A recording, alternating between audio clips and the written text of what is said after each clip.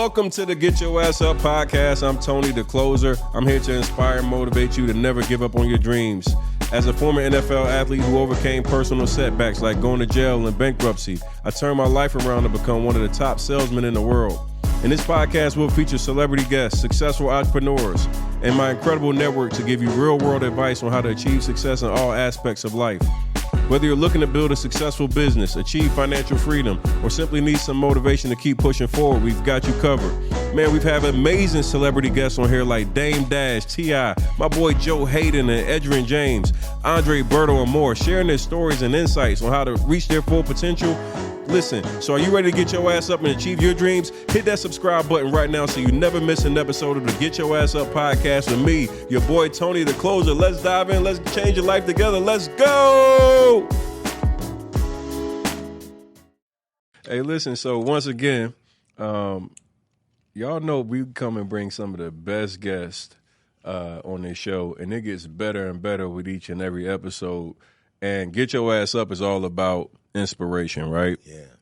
Motivation. My life story is one that I think embodies resilience and overcoming adversity to be able to get here. Most people see the finished product. Yeah. They see you with the muscles. They see you with the Cuban. They see you with the cars or whatever it is. But they don't really get to know the journey. They don't really know the story. And today we have a very inspirational guy here. Blend it up. We got the champ here. The champ is here. The champ is here. That's why I got to play that song. The champ is here.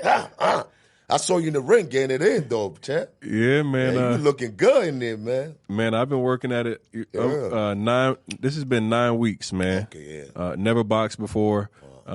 Played football, and I jumped in the gym 9 weeks ago. I had to get my ass up. Yeah. I was out of shape. Boxing will get you up. I was out of shape. I was flabby as a motherfucker. Yeah. I had been on probably a mild depression just from dealing with some of the stuff that was happening in my life and all that. And, you know, we just get complacent. You know, I'm making money. I'm out eating out every night. Different meetings. Yeah, just business and everything else. And I made an excuse not to go to the gym every day. So it went like 8+ years, man. It went like 8 years without working out. Wow. And I went to the dentist. Shout out to my guy, Dr. Conley in L.A., and I'm sitting there, and he's a fucking muscle-bound dentist. Yeah. And I'm sitting on the chair, and I got on this white T-shirt, and for whatever reason, the T-shirt just went in every roll in my fucking belly. And the dentist said something right in front of my girl. He's like, damn, you look a little fat over there, man. Oh, man. I hit it like a jab. It's like an uppercut to that stuff. You're like, You know, men, we got egos, man. Yeah. And it was something about being called out in front of my woman. I took that shit personally. And get your ass up. It was time for me to get my ass up, dog. Time to get up. And I went for the last 9 weeks, 2-a-days. I was going weight training and boxing. And everything changed. It got back, man. I snapped back, you know. I went from like 24% body fat to I'm like probably around 10, 11% now. That's and it makes me feel good, man. Like, you know, I think we look good, you feel good. Yeah, we always overestimate the power of just like feeling good internally, where, you know, like we out here in Miami. Yeah. And you know, to be a man, and you know, you go out here, you want to be able to take your fucking shirt off and not feel uncomfortable. People at the pool party with their T-shirts on. I'm like, nah, that's dead. So that ain't Miami, man. And the crazy part, I tell people, like, the cars, the Cuban links, the expensive clothes, all that is cool, but it's nothing like a man when you go in that gym and you put in that work. That's a gift that you got to give to yourself. That's something that in you gotta produce. You know what I'm saying? Your girl could buy you a car, you could give somebody money, somebody could give you money. That's cool. You know what I'm saying? That's cool. But when you go in there, you wake up 5 a.m. in the morning, you walk in that gym, and you put that pain in, you put that work in, and you go in the gym, it's a mirror. You take your clothes off, you squeeze that sweat off, and you look at yourself in the mirror and say, yo, that confidence level is different than saying a car, a Mercedes, or a Cuban link to hide behind that depression or behind that pain that you're going through. So people could just see the outside. Like, yo, somebody look at my chin, look at my car, I'm looking good. That's cool. But what happened during the pandemic? Everybody had that. Like the poor people and the rich people were eating at Walmart. You couldn't spend no money. You couldn't wear no big watch and you couldn't drive your car. Everybody was the same. And people that had money was dying because they couldn't pay for no doctor. Doctor couldn't save them. They had all the money in the world, but lack of health. Mm-hmm. Well, lack of health. A lot of people I know that had money that was stunting. Man, I don't gotta go to the gym, man. What I'm gonna go to the gym for? You know what I'm saying? I got it all. Why should I go to the gym? You know what I mean? Yep. But I felt that way. When COVID hit, these jokers was crying for help. Doctor couldn't leave their family to come help you. Doctor would try to save their family. Yo, I offer you $10 million right now. Come to my house. Nah, I'm not coming to your house. So that's why I tell them men. Like this young generation, we're losing a new generation to the internet, to the fast food. You know what I'm saying? Everybody want fast. Everything got to be instant. Mm-hmm. Lights. You know what I'm saying? We miss the process, going through that pain, going through the grind, going through that struggle. That I got it out of the mud. You don't see that no more. You know what I mean? Mm-hmm. Like I've been training for 14 years straight, no days off. Damn. 14 years. Even when I got shot, I was doing security at the club, and a fight broke out. I had 3 weeks. I was getting my first competition. Like, you know what I mean? I was going to become a national qualification. Like I did the amateur. You know what I'm saying? Started from the bottom. I'm going to the national now. 3 weeks for my show. I'm like 240 pounds, ripped. I'm waking up at 4 a.m. in the morning, making my breakfast, my egg whites, my oatmeal. I'm running.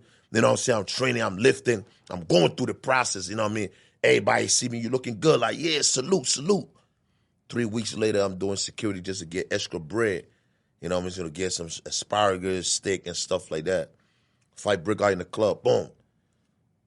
You know what I'm saying? I'm pushing people out of the way, getting the girls out of the place. You know what I'm saying? Make sure they get in their car safe. You know what I mean? That's my job, to put my life on the line to save other people. You know what I'm saying? Mm-hmm. Boom. I see my body got numb. I'm like, what the fuck is going on? And when I looked, my legs was leaking. Dang. So the bullet went through my legs. I'm like, damn. So I took my shirt off. I tied up. Called the ambulance, got there. Doctor went there. I said, doctor, what's going on? He said, yo, the bullet went through your bone. We're going to have to do a surgery, put a plate in your leg. I said, doc, man, I got 3 weeks to be on stage, man. You think I got time for you to cut my legs and put a plate in my shit? Like, you just wrap this shit up. Give me some crushing for now. Call my homeboy. Yo, come get me, man. Don't take me to the gym, man. You know what I'm saying? So I went to the gym the next day. I'm training my upper body. Yeah. Hold on, wait a minute. So you get shot at the club at nighttime. Yeah, the next morning you in the gym. Yeah, I got shot, 1:45? The next day I got in the hospital like 6 p.m. I got out of there, wrapped my joint up, boom, went to the gym, so I start working on my upper body. So I'm doing chest, seated chest, arms, curves. So I'm working. So it's 3 weeks for the show.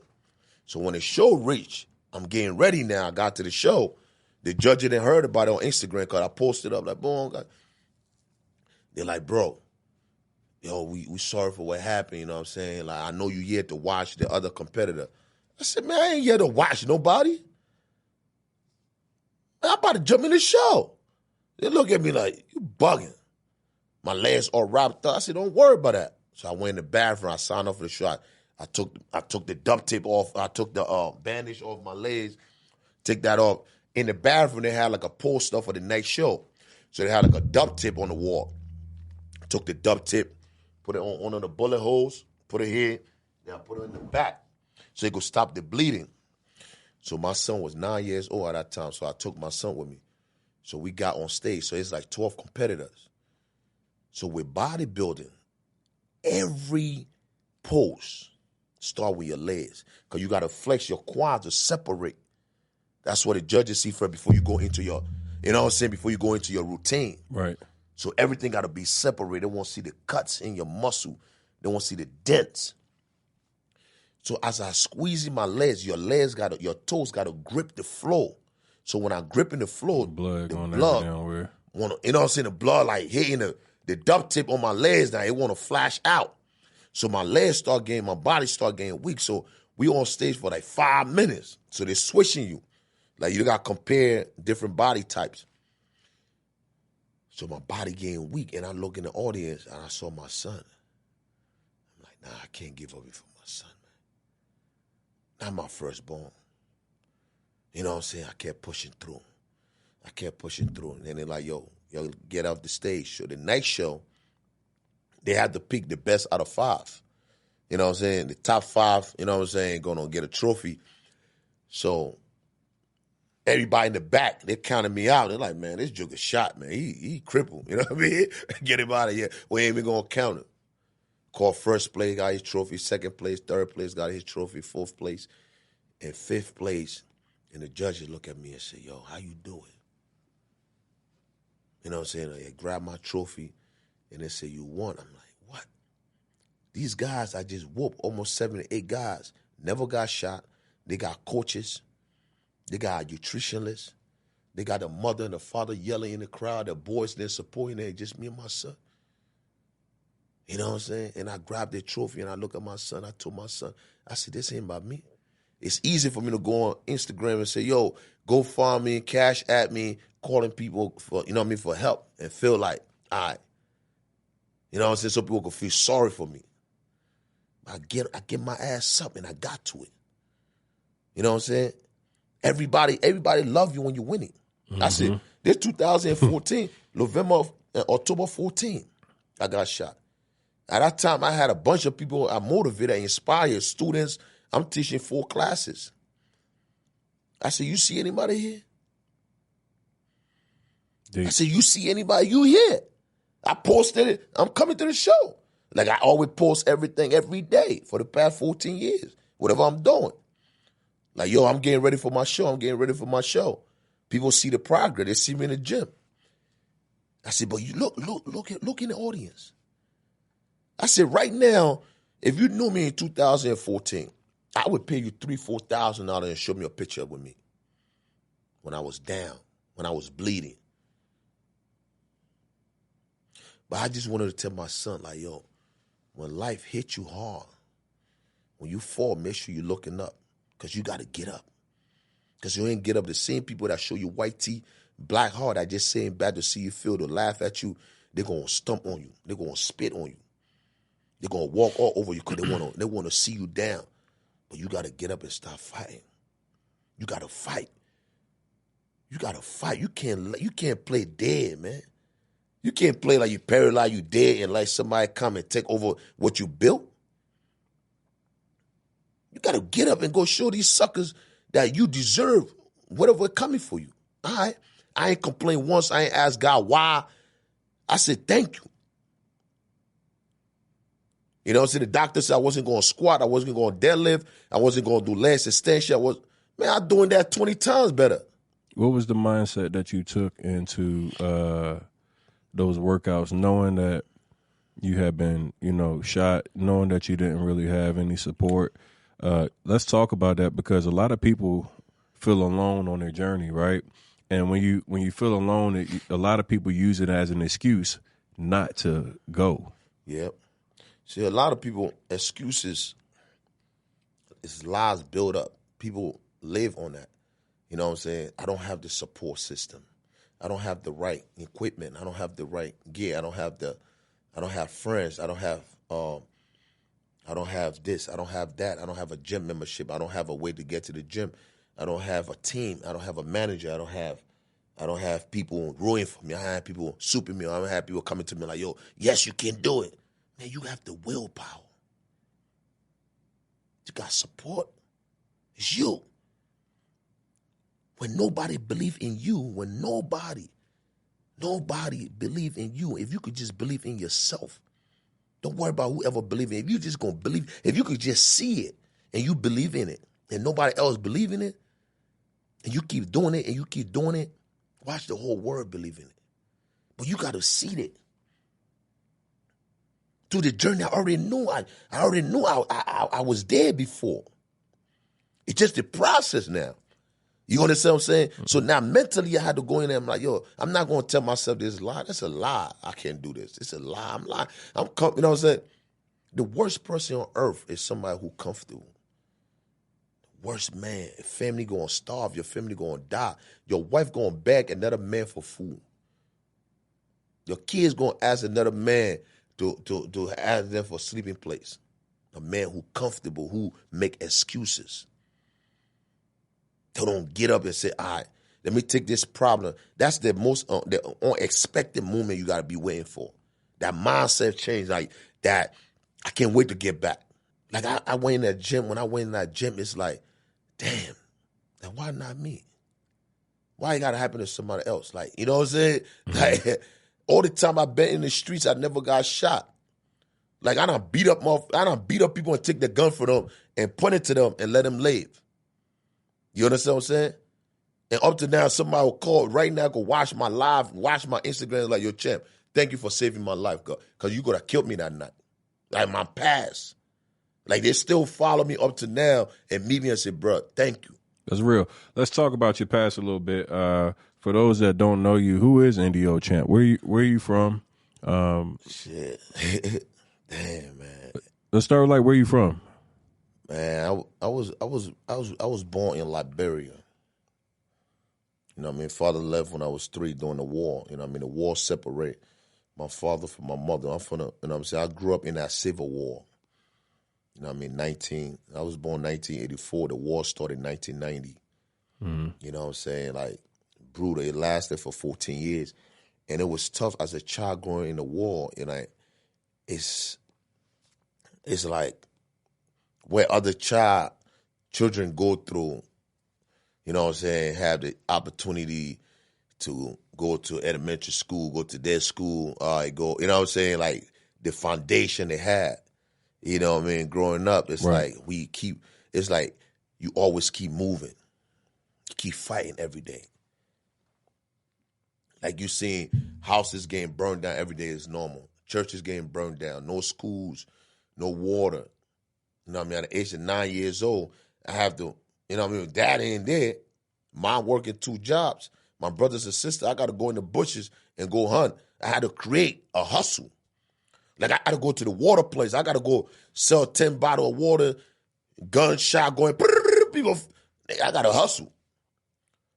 I got to go in the marketplace and hustle. Ball eggs, sell cold water, go in the bushes, hunt.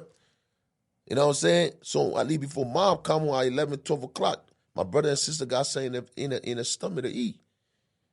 So I had a responsibility at 9 years old. It's like, all right, running from one destination to another destination, watching your friends then die in front of you for hunger, and you can't even cry because you're so hungry. You can't even cry. You can't even. I ain't never see somebody bury somebody 6 feet deep. Never. They probably throw it in the backyard, put dirt over them, and that's it. Where you getting strength from? Where? Every day you constantly wet. Where you getting water from? No water. You gotta dig a well and let the water sit in the well. Then grab a bucket, put a water on and put a rope on it, throw it in the well and scoop it up. Let that water come out. Put it in a gallon. Let it sit. Boil that water. Make sure you kill all the germs, all the worms in that well. You know what I'm saying? Before you could get water to drink. You know what I'm saying? So when we had the opportunity to come to America in 2000, my grandfather was in the U.S. He was in Brooklyn. So my mom was in Africa. He like, yo, you know what? I got to send for my daughter. So he told my mom, like, yo, I'm going to send for you. So my mom said, I can't leave my kids. You know what I'm saying? Just send a little bread. We're gonna make it happen. So my grandfather hustled. Thank God for my grandfather. He hustled. He ain't just sent for my mom. He sent for all 5 of us. I have two brothers, 2 sisters. So now, at the age of 16 now, you in a community where you never see no light, no recreation center, no water foundation, no nothing. Everything dark. You from that swamp where it's so dark, and you the only one making it out of that swamp. It's like the pressure. Everybody come out of the yard celebrating you coming to America because the vision they had in America, like you could just snap your finger, money drop off the stars, somebody just giving you shit. That's the imagination they see. You know what I'm saying? So now they're like, damn, we finally got somebody who made it, who going to the U.S. at the age of 16 years old. Mom dropped out when she was in the 3rd grade. So now you know what I'm saying? I'm the oldest. I gotta lead my family in the right direction. Coming to a whole different land, coming to a whole different city. I had to transition from the war zone into a whole different place. So what was it like growing up in New York? Shit. You know, I remember when we first got to the flight, you know what I'm saying? We finally got to Brooklyn. We got in the car, we driving, my grandfather driving, and we got to Brooklyn, and we parked. I said, Grandpa, we ain't in the U.S. yet. He said, welcome home, son. I said, what? I said, hold on. I said, you know what I'm saying? And people don't understand, you know what I mean? Like, I got out of the car and a fiend approached me like, yo, let me get a quarter, yo. I'm like, what? What's a quarter? And she said, F you then. You know what I'm saying? Walk off. I'm like, this lady don't even know. But the idea is that it's different. So now it's a different, you 16 years old, and you're in a brand new country. You had that age, you had that pick. Now you got everybody depending on you. You from the war zone, you from a city, a little city in the swamp. We ain't even had a road, nigga. It's dust to get to my city. We in the trenches. With no lights. You know what I'm saying? Mm-hmm. So now you coming to Brooklyn, like, how am I going? So my grandfather said, on this block, your two aunt went to Howard University on this block. They grew up right on this block. And you could be anything you want to be.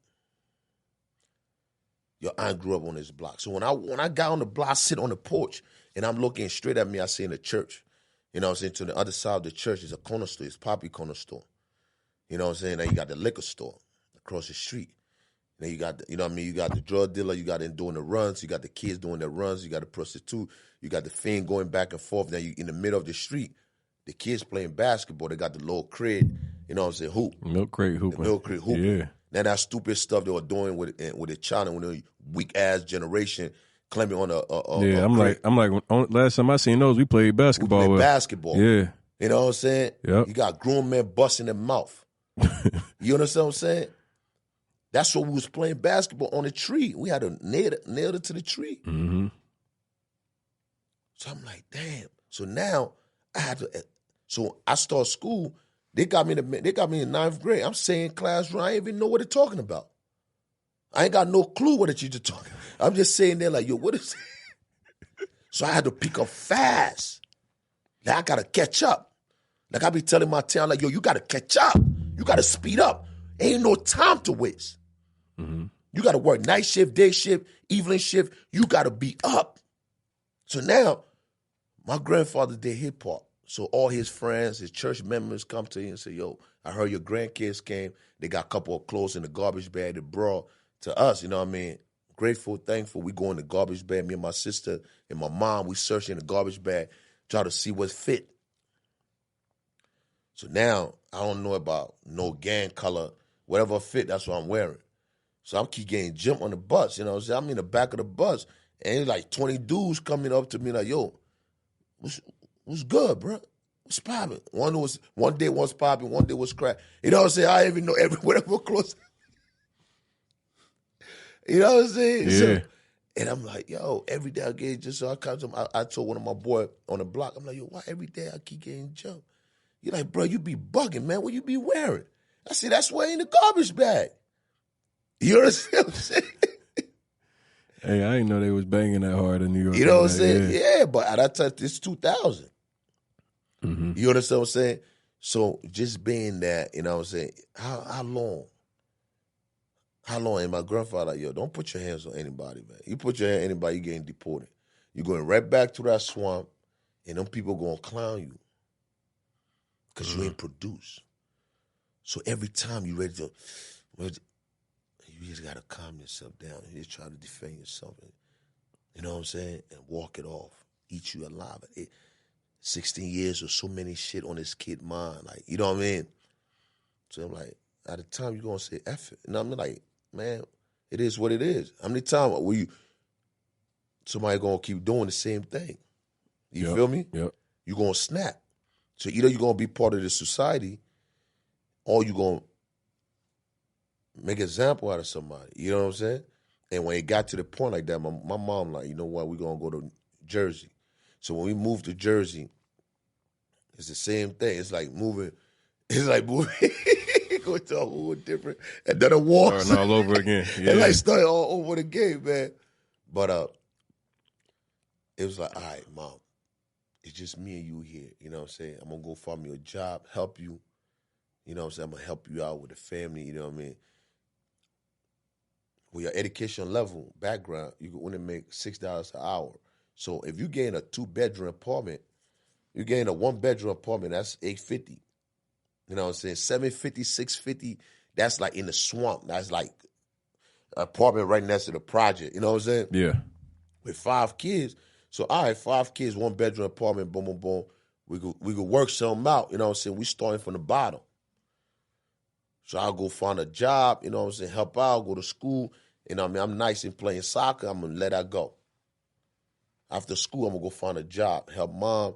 Mom bringing a check in, at least $600-$700 every month. The rent is $800. That $100 I got to come from somewhere. Sister need cosmetics, little brother that need clothes. You know what I'm saying? We got to make it happen. So I'm like, you know what? I need to go to Wendy's. I'm 17 years old. I could work. And I went down there like 10 times, man. They didn't want to hire me, man. I told the lady, I said, yo, I just came from Africa. I've been here 1 year, just 1 year.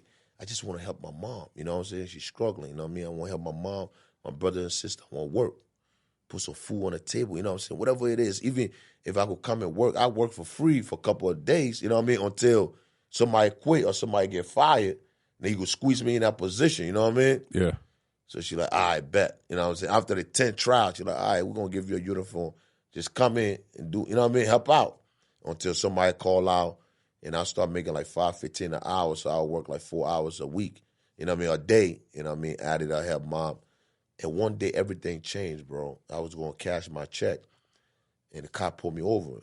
Like, yo, where the weed at? Where the drugs at? Like, bro, I only been in burger for 1.5 years, man. I work at Wendy's up the block. You could call them. You feel me? Like, you could call them. Like, yo, my mom at work. I got my 2 brothers, my 2 sisters at home. I'm about to cash this check, get us something to eat. You know what I'm saying? I got to go to the store, get some rice, get some onions, tomatoes, some luncheon meats, sardine, chop it up. You know what I mean? At least $10 could make a little nice lunch. You feel me? Yeah. Man, slam me down in the car. Boom, boom. Put me in the cuff. Oh, I got a couple of bags. Oh, snap. Oh, where you got the weed from? I said, bro, I don't even know nobody. Why would I be having weed over here? Who am I going to sell it to? Like, nah, that's yours, bro. I'm like, damn.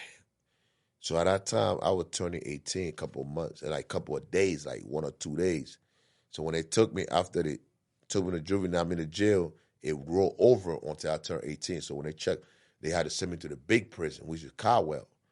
So when they send me to the big prison, it's like guys that are doing 20 to life, and they're in there doing pull-ups, you know what I'm saying, walking there. You got the cell, you got a cellmate, you know what I mean, people doing working out.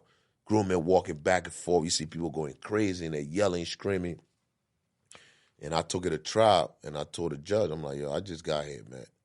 She like, man, she told the cop, like, why would you try to put this boy in a den? You know what I mean? Wait, where's the evidence? He's like, oh, he's at the lab. Like, man, we ain't got no damn labs. So they had to let me go. But at that time, I lost everything. I can't go back to work. You know what I'm saying? They ain't know where I was at. No call, no show. So you're like, man, watching my brothers and sisters, I'm like, fuck it, man. I'm going to just go to the street and just, you know what I'm saying? Like, go hustle, man. You know what I mean? And I just went outside, started hustling with my homeboys there, and mom didn't like it. She just like, yo, if that's what you want to do, you know what I mean? You can't bring that around your brothers and sisters. So she shut that door on me, and I was just outside, you know what I mean? Homeless, you know what I'm saying? Living on the pen station, at that Bounding building, installing cars, smoking, drink all night, just going crazy, just losing it, you know what I mean? And Like, if you a hustler, you just surviving. Like, you surviving. It ain't like to say, all right, a drug dealer know he sell drugs. You know what I'm saying? This guy know your robbery know that's what he does. But you a hustler, you never know. Whatever come your way, you're going to move it. You feel me? You don't know what type of charge you're going to end up with. Either murder, whatever it is. But you just hustling. You know what I'm saying? And you just waiting for that day. And my mom used to just pray one day I just go to prison so I could just either I'm in prison better than I'm in prison and I'll be dead on the street. You know what I'm saying? And God answered our prayer. And the feds came for us one time, you know what I mean? Went in there, did 3 years. They're like, man, we could give you probation right now, man. Just let us know, you know what I mean? A couple of your homeboys there, what they're doing, that. So at that time, like, after 3 years, I got to go home. I got to go back home now. You know what I mean? Face them people. I feel like a failure, man. Like a king in a cell. You know what I'm saying? You know how that feel? Like you at your lowest. You see in that cell, you at your lowest, and you looking around, and you like, damn, I betrayed my mother, my brothers and sisters. I let them down. Like, I'm about to get deported. Go back to that swamp where I came from with nothing, with a garbage bag full of clothes. You know what I'm saying? The clothes that you wear 3 years ago, that's in your property. That's what you're taking back home. You promise the people you're going to get in a recreation center, you're going to do this, you're going to do that. And I got my knees, I asked God, I said, God, if you just give me one more chance, that's it. All I need is just one more chance, man. Like, I got 3 boys. Who going to raise them? They're going to follow the same system. My son was born when I was in prison, bro. You know how it feel? Do you know how it feel when your son is born while you behind bars? You know what I'm saying? And all my other 2 boys after him.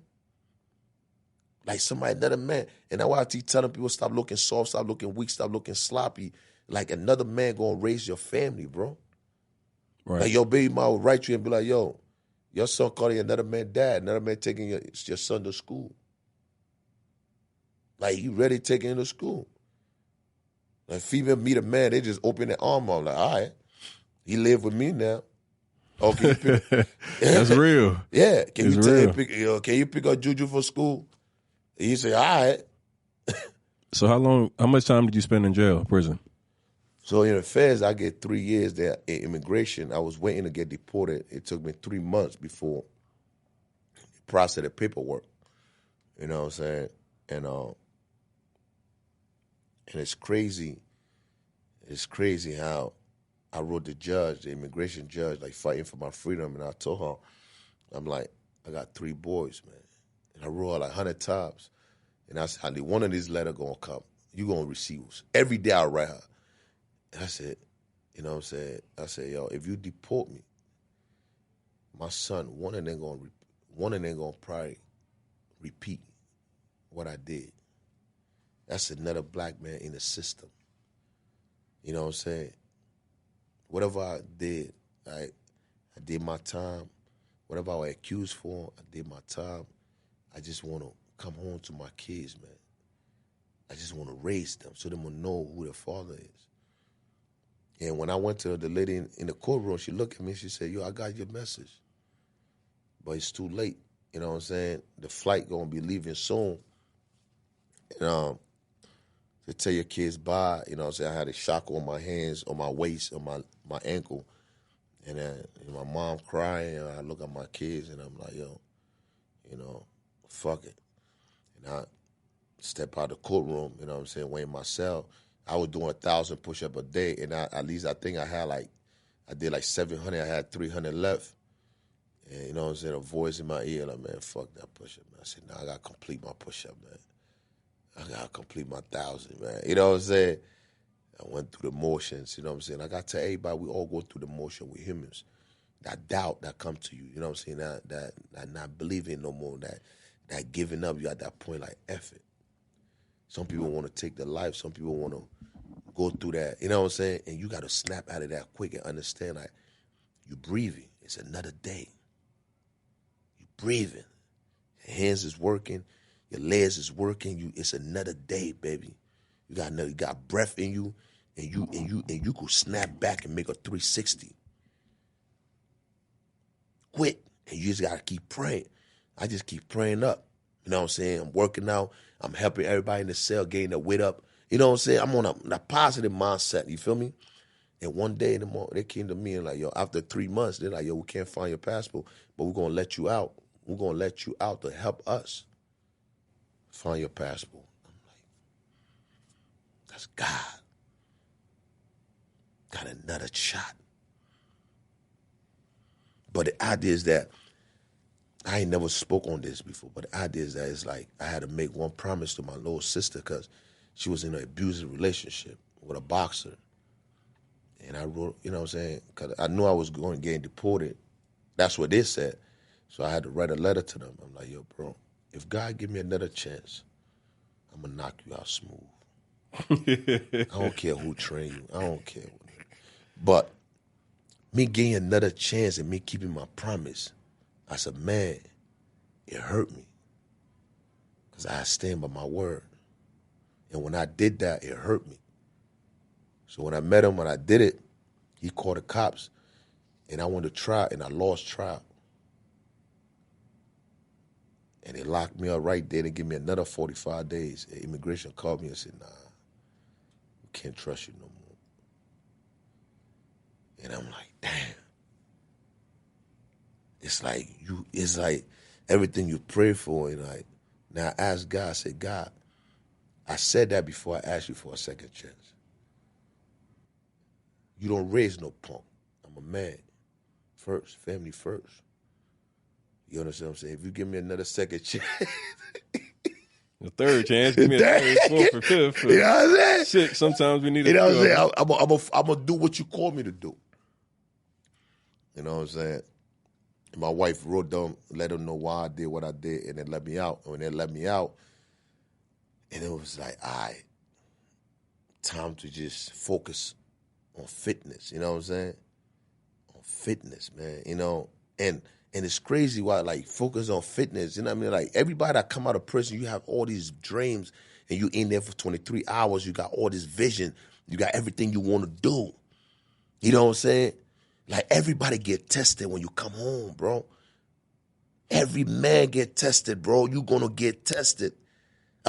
Whatever you know what I'm saying? When you come back to the same community, you come back to the same people, the same friends, you come back in the same environment, the same females, the same baby moms, you know what I'm saying? Everybody, and the crazy part, everybody waiting for you for a revenge. Like, yo, I can't wait my brother come, I can't wait my mans come home. We gonna eat. And I just spoke about discipline.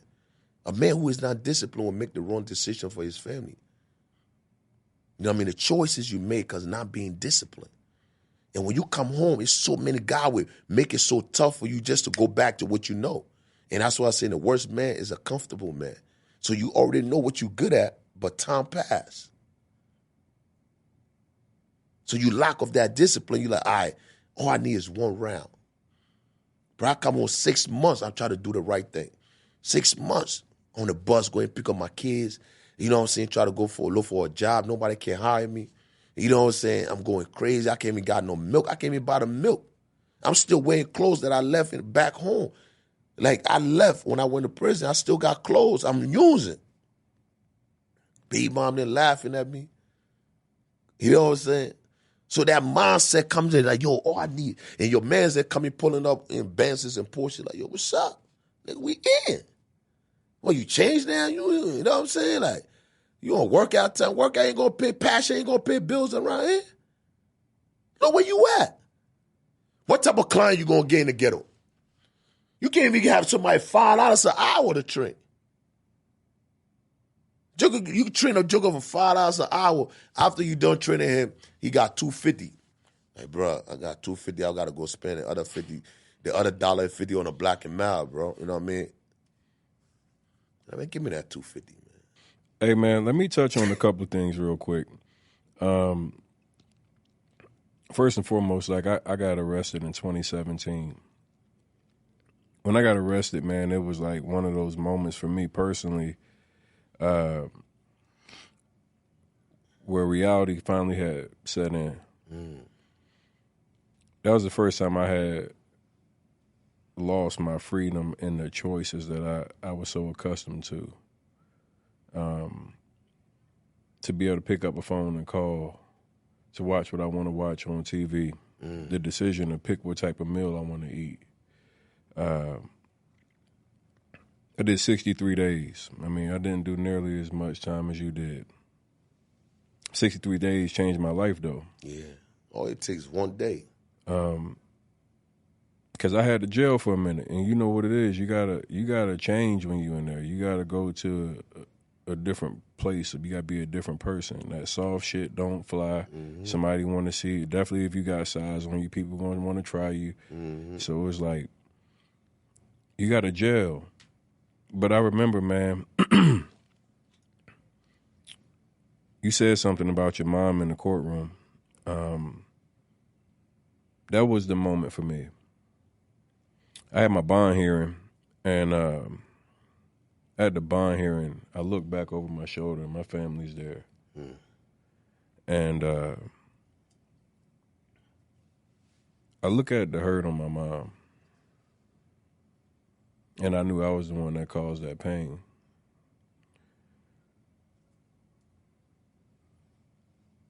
I grew up where, you know, we grew up in the inner city. You'd be exposed to a lot of stuff, and I always said I wanted to be the reason that I could make my mom be happy and put her in a better place. And to that point, I had never let her down, or I had never hurt her, at least to the point to where, like, I saw pain from her face.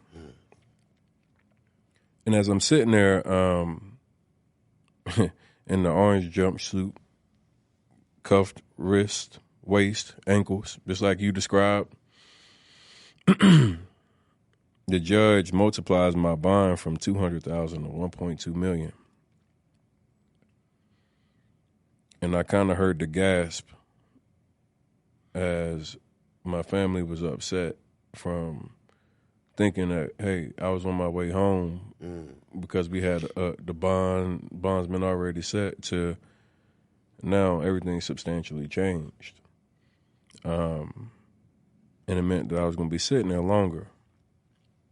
But one thing that didn't change was the face that I saw, the look of hurt that I saw on my mom's face. And it did something to me, man. Like,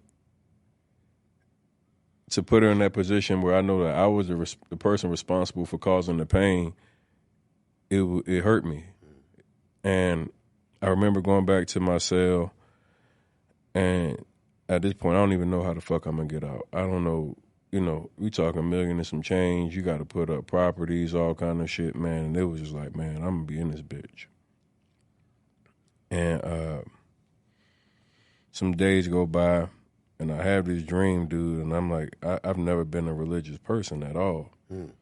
I had been through so much abuse growing up and seen so much fucked up shit that I had always questioned God. I always was the one that was like, ain't no way you could be real, because to allow the things that's happening to a child to happen, like, can't be. No way. Yeah. And I remember, like, dreaming this night of, in jail, it was the most vivid dream I probably ever had. And it was taking me through some of the things I had been through in my life. It was taking me through, like, some of the people I thought were important to me, people that I thought I had to have in my life. And it was like I watched them go away. I couldn't understand what it meant. I saw U-Hauls and like, it was just like almost symbolism of things, but like nothing was like really complete. And then there was like this moment of me being in front of like a group of people. And I didn't know what I was saying. I couldn't hear what I was saying. But I could look at the people's faces, and I knew whatever I was saying was super impactful. Yeah. Like, the impact was like on a level I had never experienced. That dream woke me up, and I'm like, I got tears down my face, and there's like so many different visions I had saw. And I called my mom that next morning. You know how it is. You got to wait till they cut the phones on and all that shit. You know, I get to the phone, I call my mom, I was like, I saw a guy last night. And I know she probably was looking at the phone like, this boy don't never talk about God. Yeah, that boy seeing the wars. Like, and you know, one of the things, like when you in the pod, man, like we in pods, like you say you had cells, we were like basically open bunk. Yeah. 58 men or something like that in the room. So I wake up, I got tears in my face, man. The first thing I'm doing, I'm trying to make sure I'm wiping my face and trying to be clean. Clean up, toughen up a little bit. Yeah. And I just remember like that moment being something to me that was like, you're gonna have another opportunity. And it was like, you better than where you are right now. You're gonna be destined for greatness, but don't give up yet. And man, before you know it, like one of the things that happens in the jail is you start talking to people about their cases and what they got, arrested for. And I realized really quickly, like a lot of the guys was doing minimum wage crime. What does that mean, minimum wage crime? Most of the shit that most of us get arrested for, you're better off working at Wendy's or McDonald's. And get that paycheck, yeah. And get a paycheck. Because once you sit behind jail, them bars, and they give you 2-3 years, and you divide the amount of money that you have made by the amount of time that they made you sit down, and you work for 5 cents to 10 cents an hour. Or less. You in prison, you're making $20 a month, $30 a month. I'm being paid 10 cents an hour.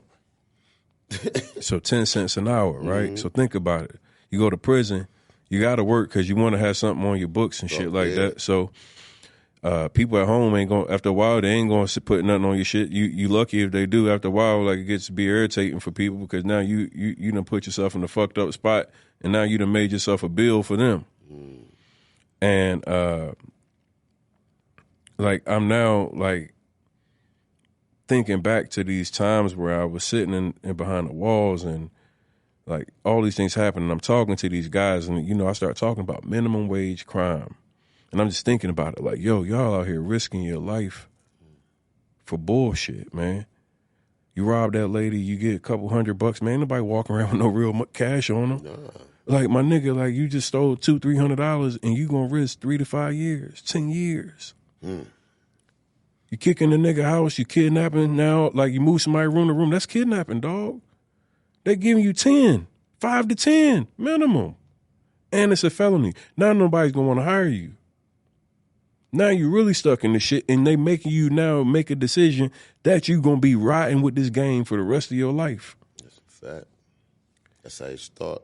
And what I realized as I was having these conversations is that I knew something that could help them.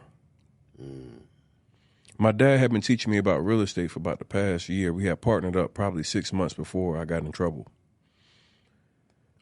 At the time, prior to like this deal, man, I was gambling. I was moving around. I was doing all kind of different shit. Like I'm a hustler. Yeah. I'm a fucking hustler. Yeah. Like I done did it.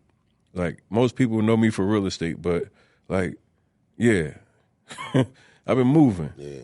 And that paper. And I could relate to so many of the guys because I know the mindset. A lot of niggas ain't bad niggas, but you operating out of desperation. Yeah. And I started talking about, man, you can play middleman in real estate the same way you playing middleman in a dope game. But the difference is the middleman in real estate is legal. And I started doing this not even realizing what was about to be created. I'm sitting in jail, bro. My life is upside down. I don't know what the fuck, when I'm getting out, when I'm coming home. Got a $1.2 million bond.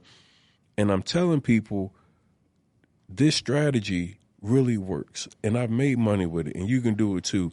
And now you can operate the same way you do in the dope game with the trap house that you ride by every day. You can flip the trap house, make 20, 30,000, and now you got money to operate with.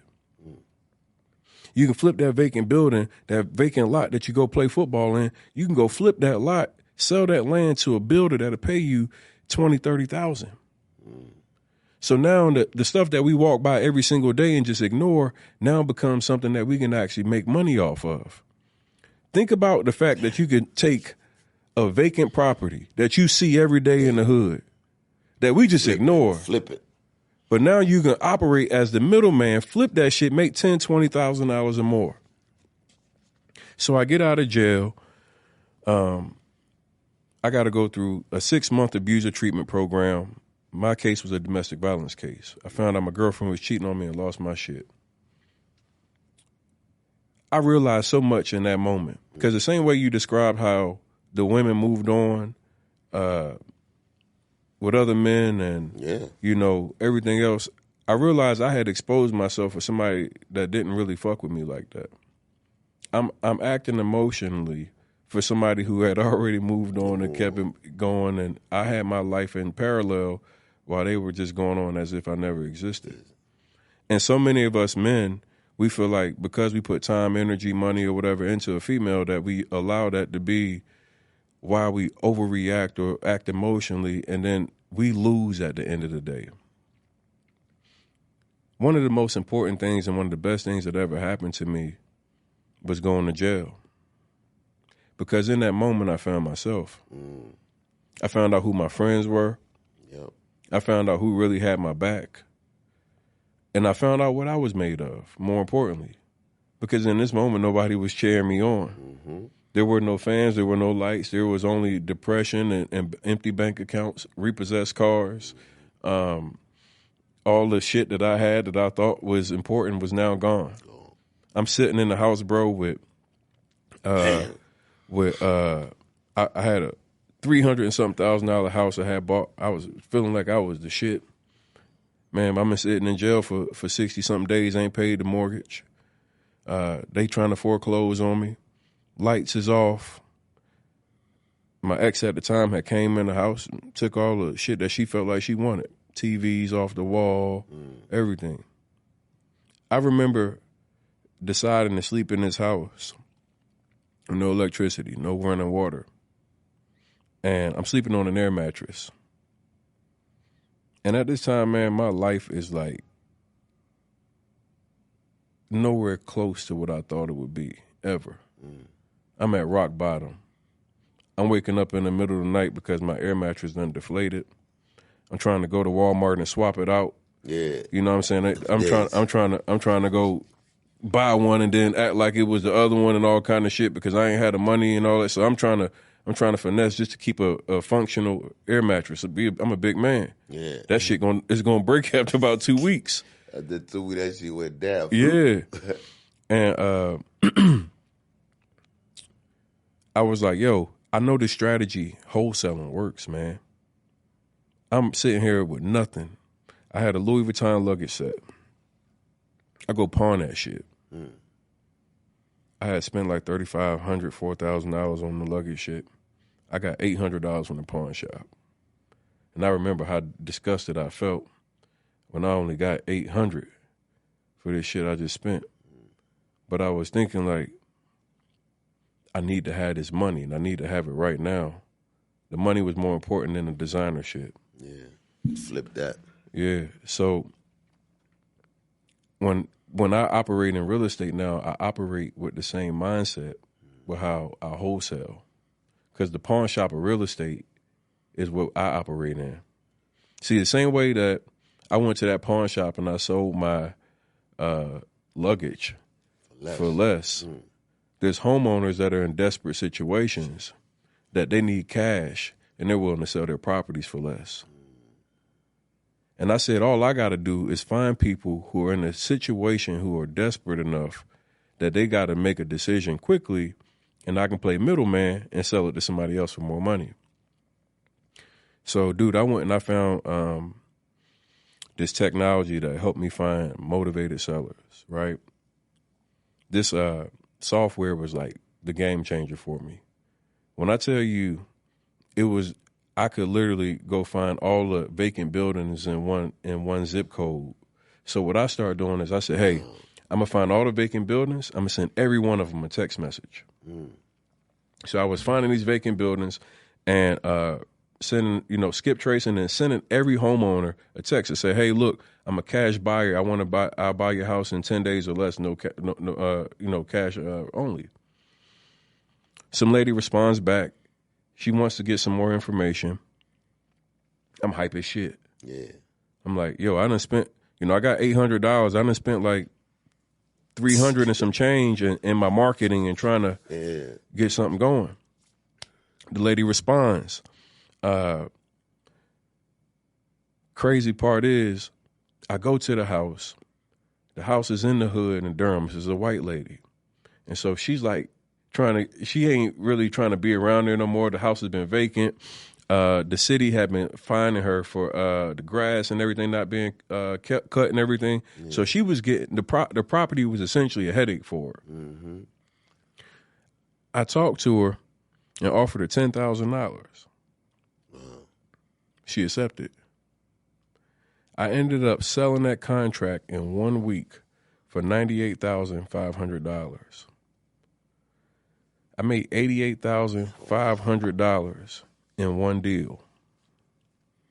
Crazy come up. That one deal gave me all the motivation to lock in. Results. Now at this point, I knew I could do it with my dad. I knew I could do it with a team, but now I had did it on my own. Biggest deal I've ever made, and I had a strategy that worked. I knew exactly who to find. I knew how to find them. I knew exactly what to message to them. I knew exactly what to say when I met her. Wow. So now I got a house that was worth almost $100,000 for $10,000. Sold it for $98,500 and made $88,500. First 6-figure month comes in, and then from there, I'm like, I got to teach the people exactly what I did. Wow.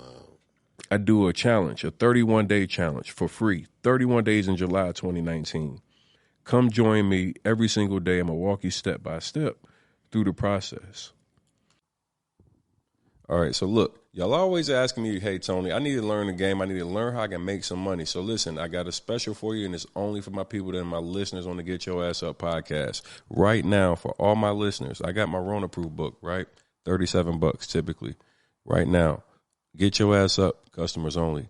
Use the promo code Get Your Ass Up in the checkout box. Right now, you get this book for $10. All right?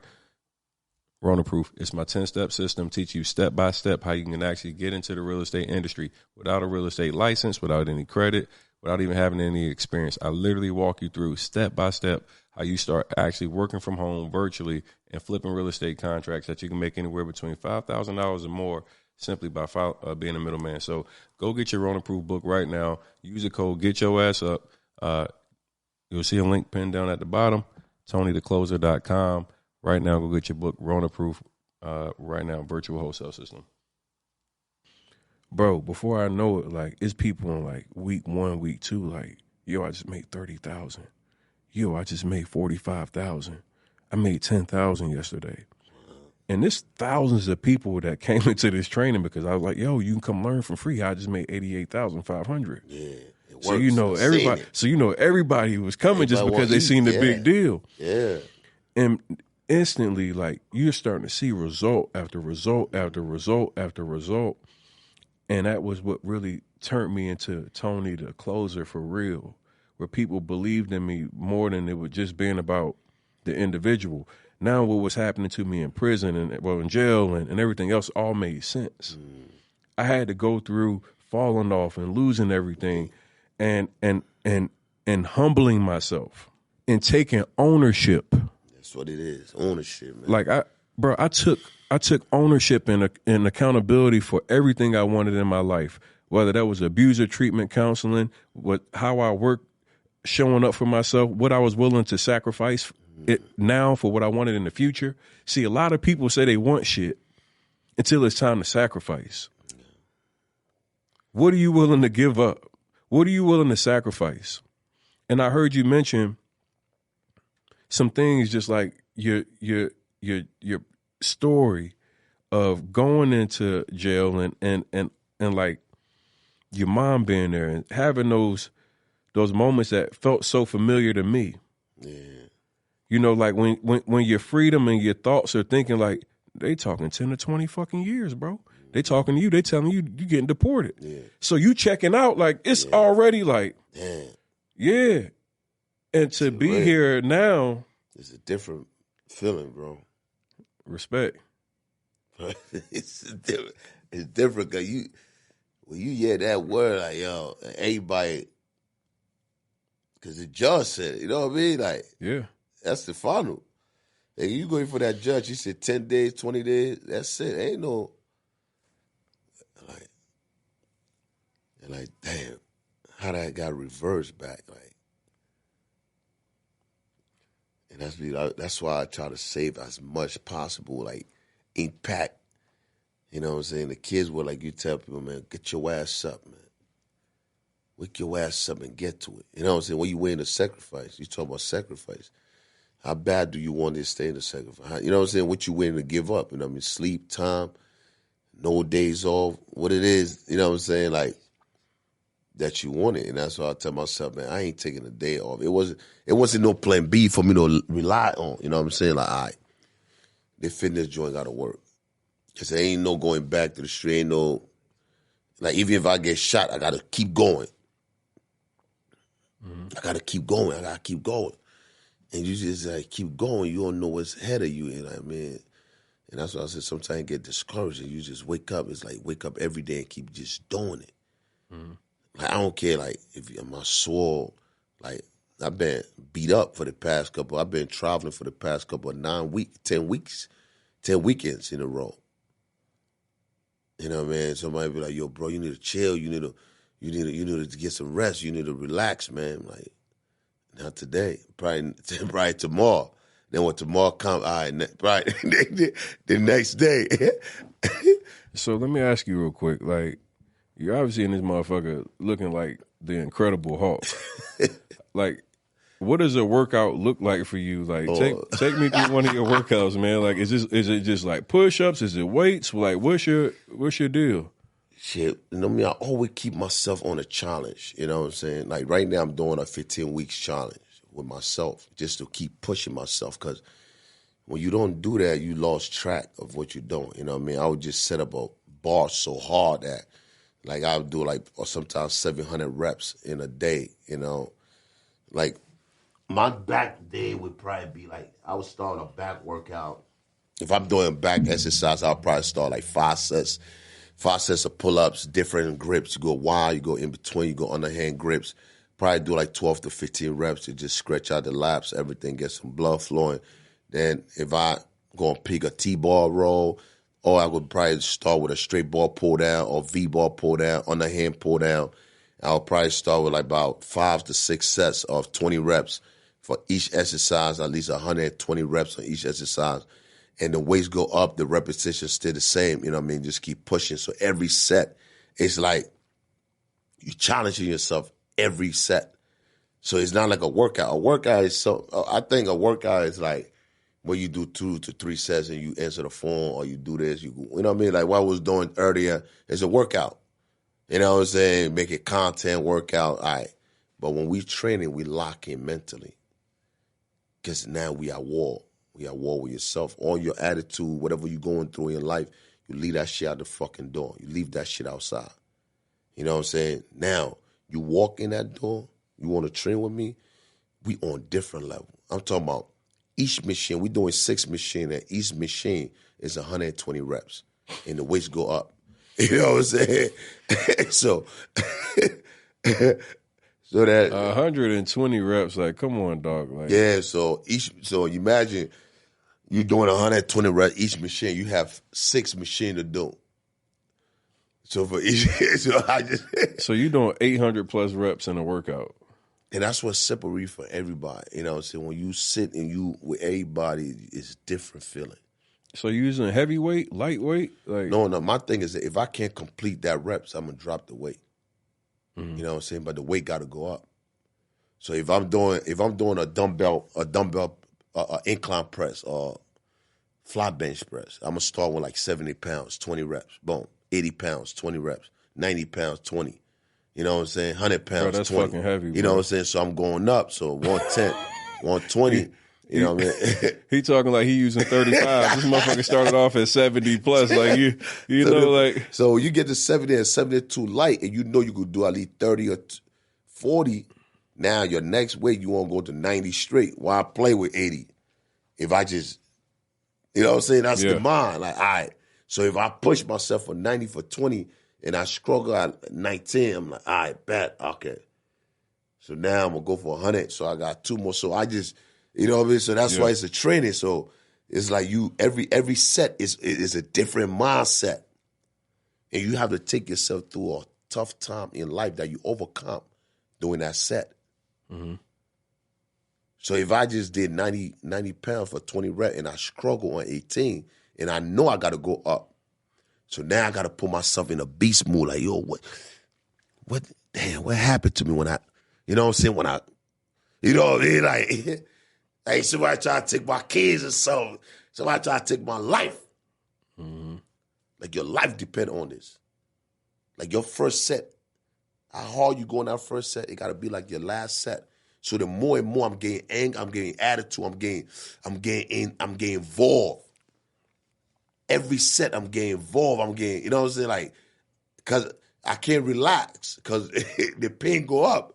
You know what I mean? I can't put myself in that same position I was in when I did 2-3 sets.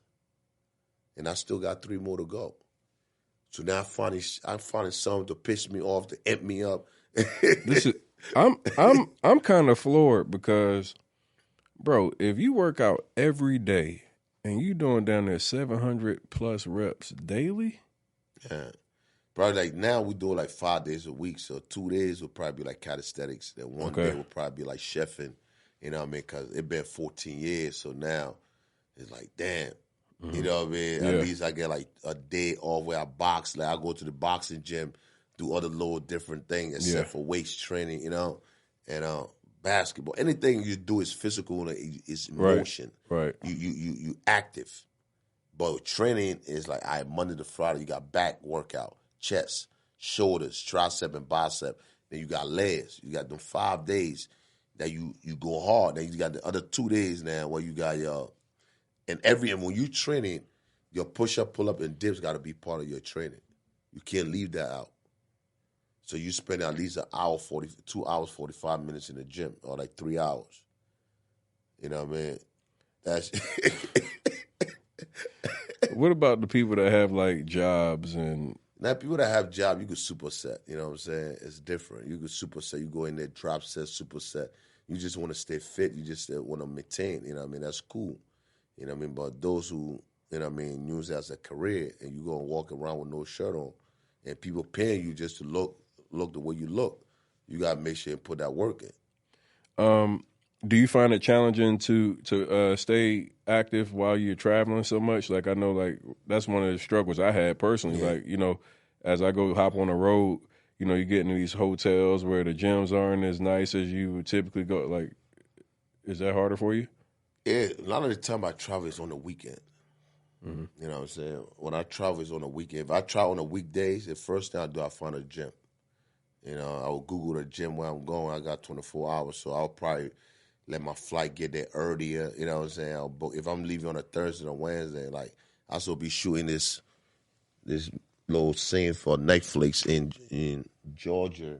So I get there, I think like Wednesday next week. So I'll probably get it earlier. Make sure, I let them know, I got to work out before I get on set. So I need 3 hours to work out, so I make sure I set my schedule like that. Okay. Yeah, but when I travel, it's a lot of the time it's on a Friday, so my work is already done. I like the nice flex that you just kind of rolled out right there. Like, yeah, I'm about to be shooting for Netflix. And, you know what I'm saying? Like, you know, y'all got to pay attention, man. Like, bro, just like he's blowing up and, you know, he's doing some amazing stuff. And he's just, you know, he's casually dropping that he's going to be on Netflix. So congratulations. Some other stuff coming. We work on a couple of stuff. How's that been for you? Let's talk about some of your growth, right? You've had, you know, a lot of things happening for you, obviously, like on social media. Social media is one of the most powerful, like, things I've ever seen created for people that understand business of it. And obviously, like, you're doing extremely well right now. Your following is blowing up, and, you know, you're getting Netflix opportunities and everything like that. What's it been like, that growth and being able to use social media? Oh man, social media, like I tell people, it's good or it's bad. It depends what you know what I mean, how you use it. Like with me, it's been growing, man. It's like since 2018, I just took off. You know what I mean? It just took off, man. You know, and I just created an app. A kid let me create an app when I came home. Like, bro, man, you be saying some that you be motivating us, man. You be pushing us, man. If the work would just see what you're doing to us, you would touch a lot of soul. I'm like, man, I don't like this anything. I don't like camera because it's on my face, man. I just want to put in work. You know what I'm saying? Let's go. We're going to do 50 pull-ups. We're going to do 50 dips. We're going to do this, 1,000 burpees. You know what I'm saying? Like, yo, we doing this. If people could just record it, let people see what you're doing. You know what I mean? And I'm like, I told the kid, man, I create this shit, man. And it been 14 years, and every day I've been consistent. Every day, like putting in work every day. Like I don't worry about what everybody doing. I just be like, my job is just wake up and put in work. You know what I mean? And I did a video that went viral. I think it had like 180 million views. Damn. And I wake up in the morning, everybody hit me up like, yo, they start doing a walk, and the walk in from the video. And I'm like, what the hell is going on? So NFL pick it up, a lot of different network pick it up. You know what I mean? They're using it for like ESPN, basketball. Like if LeBron get mad, he come in the office. You know what I mean? A lot of memes and stuff, you know what I mean? And how cool was that to see you had something that went that viral? Bro, it was like dope, man. Like, damn. And the crazy part, when I create a skit, I live in it. You know what I'm saying? And the skit that I created was, I had a client that went to Dunkin' Donuts, and I seen him, and I got mad, and I kicked the donut out of his hand. You know what I'm saying? And that's how I picture it in my head. Yeah, yo, I took it personal. Hey, man, how you gonna kick somebody fucking donuts, man? You just fucking bullying your clients, bro? I took it but that's what others trainer would never do, so I did it for them. So they feel like, all right, Champ would do the dirty work for us. He kicked the fucking donuts out? Kicked the whole joint, this shit went in the air. You know what I'm saying? And it was like, I wake up in the morning, that shit all over the world. All over, like 180 billion views. People calling me there like, yo, can I use your video, please? Can I use your video? People that used to call me to ask me to pay them to do a video. Like, bro, I'm not paying you to do that, man. Yeah. Now you ask me for my video, you know what I'm saying? And that was so amazing, man. And the sponsorship just start coming in. You know what I mean? People want me to promote the merchandise. People want me to promote the supplements, you know what I mean? Then I become a professional bodybuilder. You know what I mean? I was just grinding, you know? And Instagram just took off, man, you know? And meeting a lot of people, a lot of different people that doing great things. Yeah, you know what I'm saying? Like you see somebody that doing something positive, like it motivates you, like, wow. You know what I mean, bro? Right. You doing this, like, yo, we see, let's collab. You know what I'm saying? That make it happen, you know what I mean? And that's the most important thing, is just linking with people that put in that work. Like that put in that work from, like I tell people, I said, it took me 14 years for me to have my first paycheck for Instagram, like for fitness. Let me ask you real quick before I even forget this, man. You got 180 million views. Like everything starts taking off for you.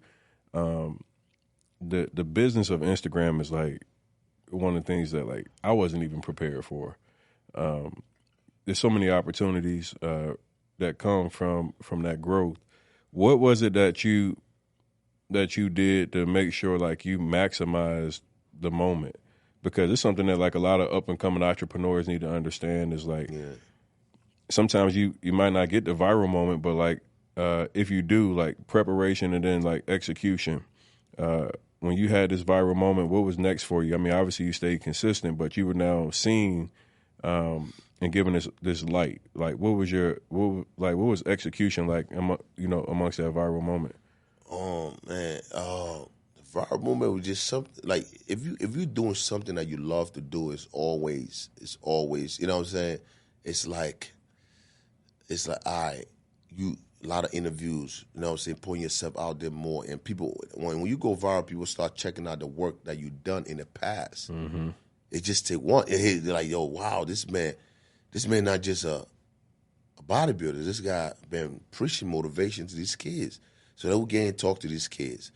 These guys, you know what I'm saying, look like we could play in this movie. That we play in this movie. You know what I'm saying? So different doors start coming up. People start watching all the work that you put in. So now you're still relevant. You know what I'm saying? Mm-hmm. Some people have a viral moment when they go back, they ain't see nothing they've done. It's just that mistake that happened to them. But it's something I've been doing. It just, happened. Right. You know what I mean? So with that being said, I was like, all right, we have this. We keep continuing creating what the people want. And that's what, so you got to know what you want. You got to know what the people want. You got to understand what's working. Right. You know what I'm saying? When you understand what's working and you understand a solution to people's problem, you know what I'm saying? That's your philosophy. Like, all right, let me see what I have to do, what I need to do, what I got to do. You know what I'm saying? All right, now I understand. This is it. What's next? My attitude towards everything in life. It got to be positive. It got to be great. It got to be, you know what I'm saying, to whatever it is, whatever situation it is. I got to have a positive attitude towards that. Not everybody going to call you and be like, yo, I'm going to book you for $5,000. I'm going to book you for $3,000. Some people might not have it. Some people might have relationship. Some people might have connection to the next, you know what I'm saying, relationship bring money. You know what I'm saying? Right. You know what I'm saying? I might do something for you for free. You might know somebody that would pay millions of dollars for what I did for you. You know what I'm saying? Be like, yo, okay, boy, do this for me. Like, all right, this is how much you charge. Right. You understand what I'm saying? So having a great attitude towards everything I was doing and at the same time putting in that work. Because every time I do a video, people not just laughing, but they're seeing the physique. They're seeing how I'm flexing. Like, yo, I want to look like bruh. I want to train like bruh. What do you eat? How do you know what I'm saying? Right. So I'm selling motivation and health and wealth. You know what I mean? So if I just come to you and be like, yo, put that pizza down. Don't eat that pizza. You know what I mean? It'll be bored. Like, man, ain't nobody listening to you. So now when I come with a style, kick this shit, grab them, hold them, motivate at the same time, they get the message. You know what I'm saying? So I had to spin it. I was just watching one of your skits today, man. I went on your page, and I'm like, bro, did he just kick a fucking pizza out, bro? Hand? Yeah. Like, you stepping all on the pizza with fresh Air Force Ones on and everything. I don't go through like hundreds sneaks, man. You fucking up brand new shoes, everything, man. I mean, just you know what I mean, just to put the message out. I'll be in the mood, man. I'll be killed. Whatever I got on, I don't care about none of that. If that video could save somebody alive that going buy a pizza right now that know that deserve to eat that. So how do you deserve to eat a pizza? Because I be wanting me some. Like, I just told you, bro. I've been doing 700 reps. I'm in the gym doing my cardio. So you don't have an issue with pizza. You have an issue. I have people who eating it. I don't deserve to eat it. So how do you deserve? Like, how the fuck do I get to deserve my slice of fucking pizza if I want some pizza? Bro, if you put in work, you've been putting in work. You've been saying consistent. Then you say, all right, I'm doing 90 weeks. I'm doing 30 days. I'm doing this. And sticking to that diet, sticking to your routine. And you accomplish that. You go in the bathroom, you tickle your shirt, you look at, let me get a slice. You know what I'm saying? I deserve that. You know what I'm saying? And that slice gonna make me go harder. So let me ask you a question. is we always hear the popular question about cheat meals, and obviously you don't fuck with cheat meals because you kicking donuts and shit out of people's hands. That's what it is. Cheat meal. Some people don't deserve cheat meals. Some people don't even have a routine to have cheat meal.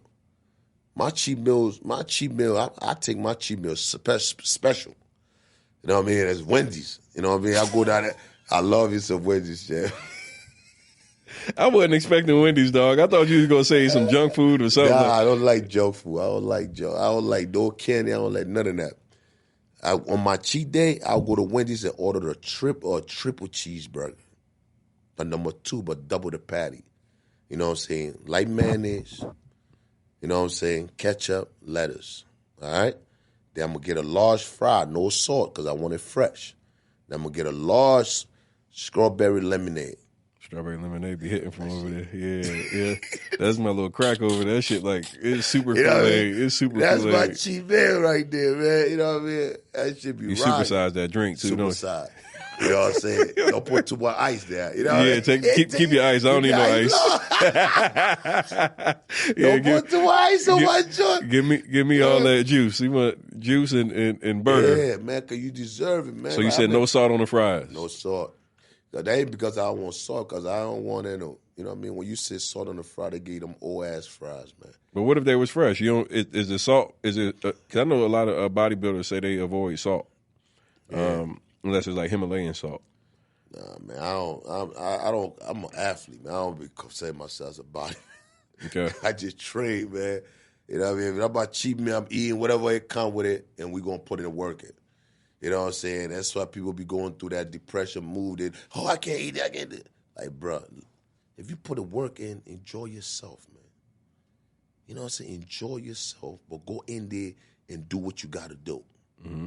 So if I have a cheat meal, I know if I'm doing 30 minutes on the Step Master, now after my cheat meal, I got to do an hour. You got to do an hour. You got to go put the work in. You know what I'm saying? And for those who out there, when you slip, go double up. Mm-hmm. Go double up. You know what I'm saying? Go superset. Do a drop set.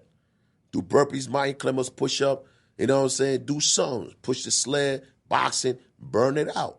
Right. If you get, you know what I mean, you get caught, we go through the motion, you go through that motion, you go through that depression, that anxiety, try to figure out what life gonna be. You know what I'm saying? You like, man, me go eat something, man. You know what I'm saying? It ain't popping right now.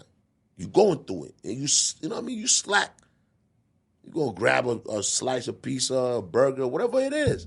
It's not part of your routine. And when you snap out of that, you go take care of that. Mm-hmm. You owe that. You owe dope. Wake up 4 o'clock, go in the gym, burn it out. Get back on track. If you fall off track, get back on. Give me a workout for somebody that's been sitting on their ass, man. You got this to get your ass up show. We got NDO Champ in here, man. I need get your ass up. I need a lucky Jim ain't feeling well today, but I'm feeling, you know, man, I'm all right. I need a workout for like an everyday workout that I can give a couch potato that's been, he don't have gym equipment. Just give me a burpees or whatever. Give me something that they can do every day. So they got to start. This is what I call it. You got 30s, 45, 60s. 30, 45, 60. What I mean by the 30s is simple. They got to do this simple. You know what I mean? 10 burpees, 10 mountain climbers, 10 push-up. You know what I'm saying? Start with that. Then you got 15 burpees, 15 mountain climber, 15 push-up. That's 45. 60, you got 20, 20, 20. So to master that first one, you're working your whole body, doing your burpees, coming down, your mountain climber, your core, your push-up, tighten up your whole body. You know what I'm saying? Wake up in the morning, you walk first. Start with 2.5. Or go on an incline, 4.5. Walk it off. Start walking. You know what I'm saying? Walking, then you get down, do your modified push-up if you can, knees on the floor. Start adding them little routine together. Then you start, you get comfortable, you knocking them out. 2, 3, 4, 5 sets. Then you're like, you know what? Let me add another 5 on that. 15 burpees, 15 mountain climbers, 15 push-up. Then you start getting used to your body, start getting light now. You feeling yourself. Let me push myself to 20, 20, 20. That's a 60. Then after that, then you start doing the jumping jack, the high knees, the power squats. You know what I'm saying? The side-to-side crunches. Then you start going to the free weight. You see the machine now. You're in the gym. Start with a Smith machine. Smith machine squat. Smith machine shoulder press. Smith machine push-up, press. Smith machine, you know what I'm saying? You start playing with the free weight so it will help you out. Then when you start master all the machine, then you start going to free weight. When you go on in that rack, getting that bar, stepping out. You don't need no help now. You know what I'm saying? Going to your squat, going to your deadlift, going to your bench. Then you already build a routine. Right. Then when you feel like when you feel like you're not accomplished, it's in your blood and your mind telling, now we gotta work. You feel me? Well, you gotta start from somewhere. Don't go in the gym seeing everybody lifting heavy stuff. You know what I mean? When I got shot, when I went back in the gym, I see everybody lifting heavy stuff. I just went and got my 5 pounds. And I had to start from the bottom. That was the hardest part for me, going back to the gym after being inactive for 8 years. You know, football player mindset. You walk in the gym and you instantly start measuring yourself against other people who you see working out. Yeah, with your size, like, damn. Yeah, and then I'm like, all right, let me go over here and work my way back up. And it just fucked with me mentally to not be where I had been at in the past. And I was like, I'm doing weight that's lighter, and it's a struggle at first, and I'm flabby, and I'm like, I'm not feeling it, but I'm like, every day I'm gonna show up and I'm gonna do it anyway. And you start working, and it's like by a week, like I wanted to get 10 days in. I told myself, let's get 10 days of consistency. Yeah. Start at 10, build from somewhere. Like, because, everybody wants to go and say 30 days or whatever. The reality is, like, finish that 10. Yeah, to get to 30, you got to see the first 10. Then you can grow from there. And I started really like, then, you get them 10 days, and then there's like, I didn't want to eat bad because I didn't want to mess up that hard work that I put in. So then it's like, I live right here by Wendy's, McDonald's, Taco Bell, Chick-fil-A. I used to fucking Uber Eats to death. I probably spend fucking $500 a week in Uber Eats or more. And I started being like, damn, well, actually probably more than that, 'cause I spend about $70 a day plus, so it's probably a little bit more than that. And I lost the cravings for the Chick-fil-A's and the McDonald's and all the fast stuff. Now I'm like, all right, let's get meal prep. Let's go ahead and just make sure, like, we can just have it on point. We can just order it. And then I started realizing, hell, meal prep was cheaper than going to McDonald's. Hell yeah. Cheaper than going to eat good. Yeah, and like it's places that have really good cooked meals that you can get for $7, $8, $9. So I'm like, fuck, man. Like now, as I found the meal prep, the workouts and the consistency, I started looking at my body change. Yeah, the results. Yeah. Now when you see the results, it's like, first few weeks, like you start noticing it before everybody else, right? Yeah. Now, like I'm walking out and like even like going through the building, people are like, God damn, dog, like, yeah, where you train at? Yeah, what you been doing? Yeah, and that feeling is so refreshing, bro. It feels so fucking good. Like 9 weeks of consistency and committing 9 weeks. Oof. Committing to, like, from going 8 years inactive, play hoop, shoot every now and then, just some fuck every now and then, but not really truly working out. To now going and locking in and committing to 2-a-days. We did 8+ weeks of 2-a-days, bro. No days missed. And I'm doing weight training, then boxing. And then I'm doing like cryo and all the other shit to make sure like I can show up for the next workout. So I'm like, I'm taking care of my body. And then now my girl starts rubbing on my chest and shit. Yeah. I'm like,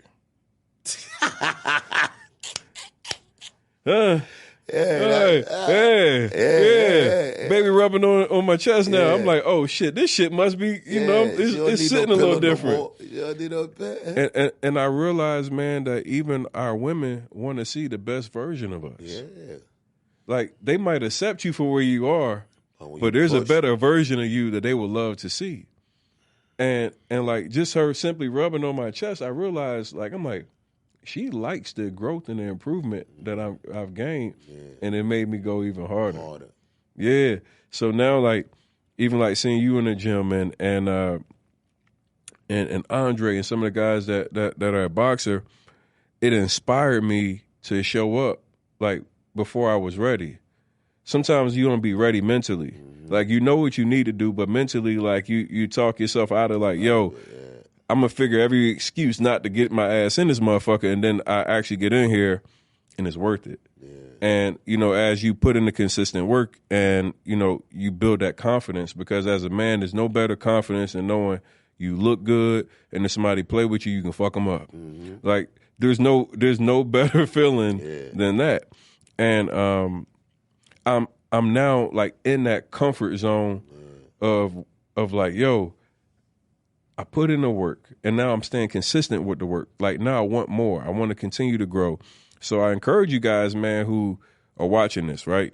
Obviously, you can see the results on this, man. Like, he's been 14 years of consistency. You can see a result. 9 weeks, that's a lot to see, man.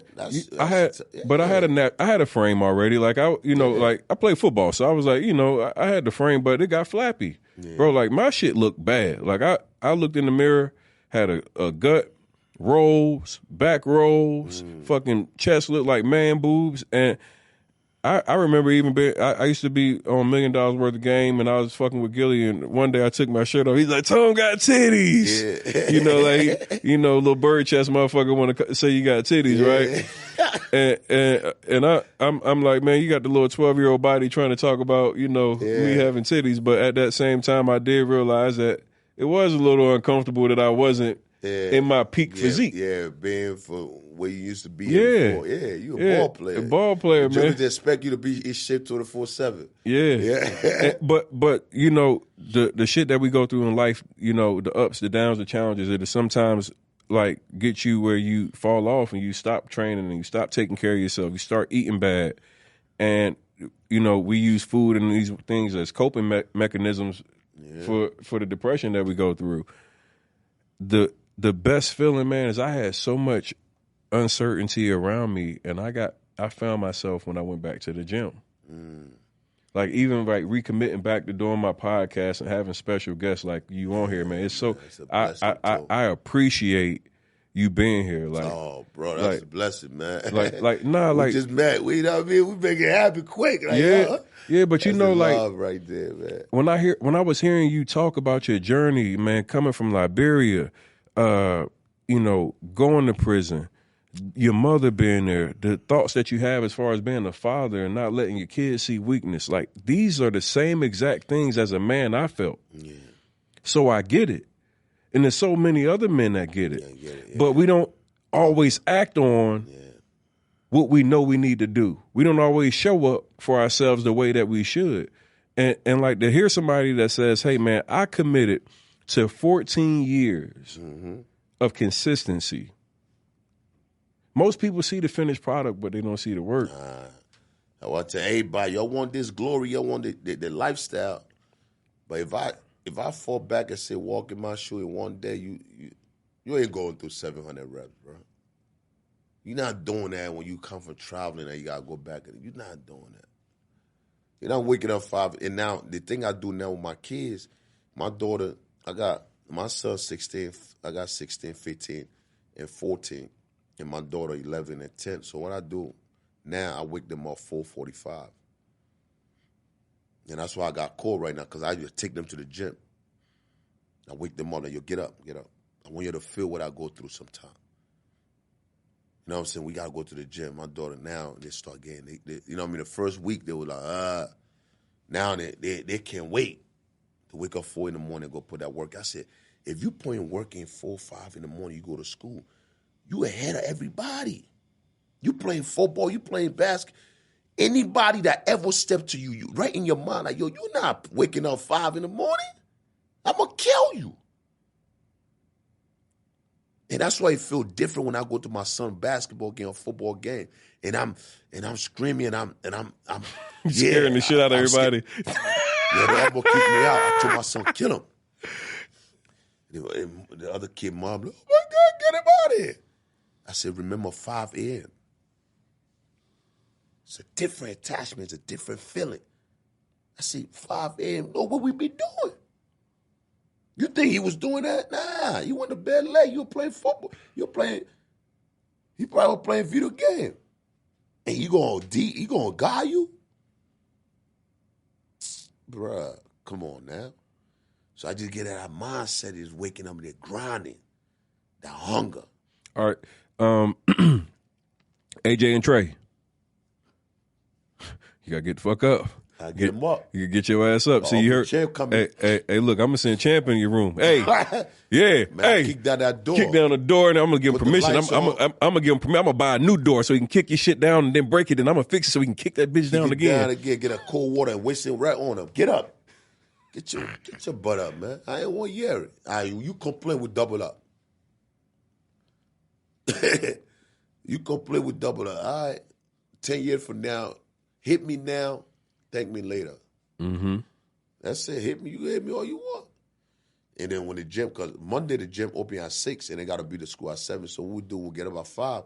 That means we got to run a whole hour. So Sunday, if you ain't go to bed early, all right. But Monday, I'm going to be right there waking you up at 5. Let's go run. Because I remember I had a transition from boxing, from bodybuilding to boxing, 19 weeks. I went from 260 pounds to 212.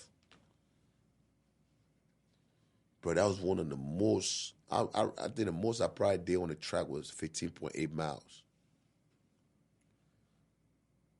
15.8 miles, you know what I'm saying? Who's your top 3 bodybuilders of all time that you studied? Oh, man, who I mean, my boy Phil Heath is good, man. Kai Grant, Kai is good, too, you know what I mean? I do with Phil Heath, my boy that gave me the chance to, my boy Hakeem Williams, you know what I mean, and Arnold, you know what I'm saying? Kai's dedication, his physique is amazing, you know what I'm saying? When I first went in the gym, and the first picture I saw, when I saw Kai did some type of post like that, I'm like, yo, damn, how can, you know what I'm saying? Like, how can somebody hit? You know, because the crazy part, not supposed to be a bodybuilder. An old joker just walk to me and be like, yo, you got a nice physique. You want to do a show tomorrow? Like, man, what's wrong with you, man? You gonna ask a man you want to do a show. You know what I mean? Like, ain't nobody do bodybuilding show you the hood. Like, we go to the park, do our pull-up, you know. And he like, yo, I got a gym outside. No, I got a gym upstairs. No disrespect, man.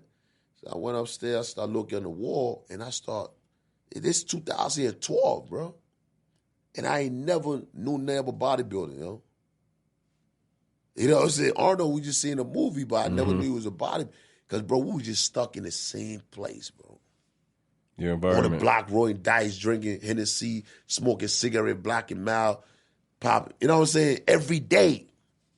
Looking soft, looking weak, looking sloppy. All we depend on is gun on our waist. Can't even chase an ice cream truck. Can't even get in a 30-minute fight with our opponent gun out. But that's the life we're living. Every day thinking it was normal. So when this old man told me about bodybuilding, I'm like, yo, what's wrong with you? Are you gay? What's wrong with you? He's like, nah, it's a sport. I said, a sport? What's wrong? You know what I'm saying? So when I went upstairs, I see my own brothers and African brothers that compete. I'm like, yo. And I asked somebody, I'm like, yo, what you think about me doing bodybuilding? Nah, don't do that, man. You know what I'm saying? That's too much work. I thought about it. I said, no, I want to work. I want a different part of life. I want to do something different. You know what I'm saying? So I went to the show. When I went to the show and I seen the people, I'm like, yo, I seen people outside, like women doing push-up with the resistant band. They got the cupcake, then the cupcake, like the rice cake. They got the broccolis, the asparagus. They got the salmon. They got all these healthy food. You know what I'm saying? They're flat stomach, they're crunching on the oil you down. You know what I'm saying? They flex the muscle. I'm like, yo, this is a whole different world. And on the old guy, like, yo, you go on stage next. So I try to go down there with my, you know, now you got to get the posing trucks and shit. And I went out there, I don't know what I was doing, bro. But everybody was just yelling.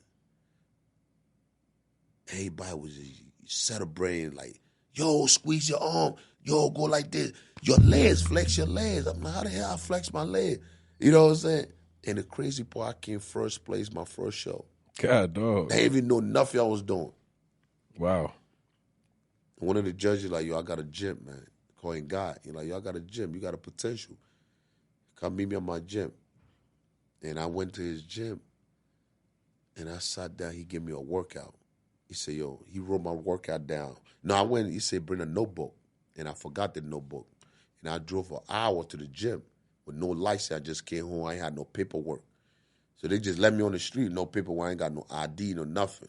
So I was supposed to help them find my passport. So I couldn't even get no work. I couldn't get no job. And I'm driving. I'm like, oh, God, please, I need this second chance. You know what I'm saying? And I, you know what I mean, driving to the job, forgot the notebook. You're like, you know what, go back home, come back next day when you're serious. So I brought a notebook the next day, and he wrote down the workout, one workout at a time. He said, you got to squat, a barbell squat, 100 reps. When you're done, you come to me.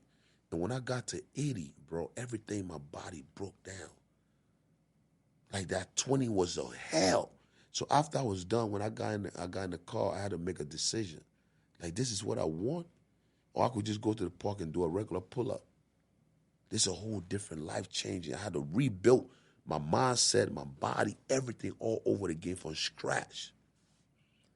And I've been going for 4 years straight. I came in first place in 5 years. It took me 5 years before I came first place. 5 years. I keep going. I got 9 plays the next time. All right, next year I'm going. Next year I'm going first place, 8th place. All right, 7, 6, 5, 4, 3, 2, then 1. That's amateur level. Then you go to the next level. That's when I got shot when I went to the next level. Now I kept on going again. Now I graduated from that level. Now I started to compete. I turned pro in 2019 I turned pro. 2019, July 6th, I turned pro. And when I turned pro, I won the whole show. Nice. The whole show. Overall. Everybody in my weight class, I whooped them, and I took overall. I came too far for you. Ain't no first, but I want everything. And since then, I ain't never been on stage after that. You know what I mean? Because IG, I've been busy with IG, with booking everywhere because bodybuilding is focused. Like, I got to stay focused on the next year. The next year is a $400,000 competition, which is in Vegas next year, Mr. Olympia. You're a pro now. Now you got to compete and win a couple of pro shows. Then you get qualified for Mr. Olympia.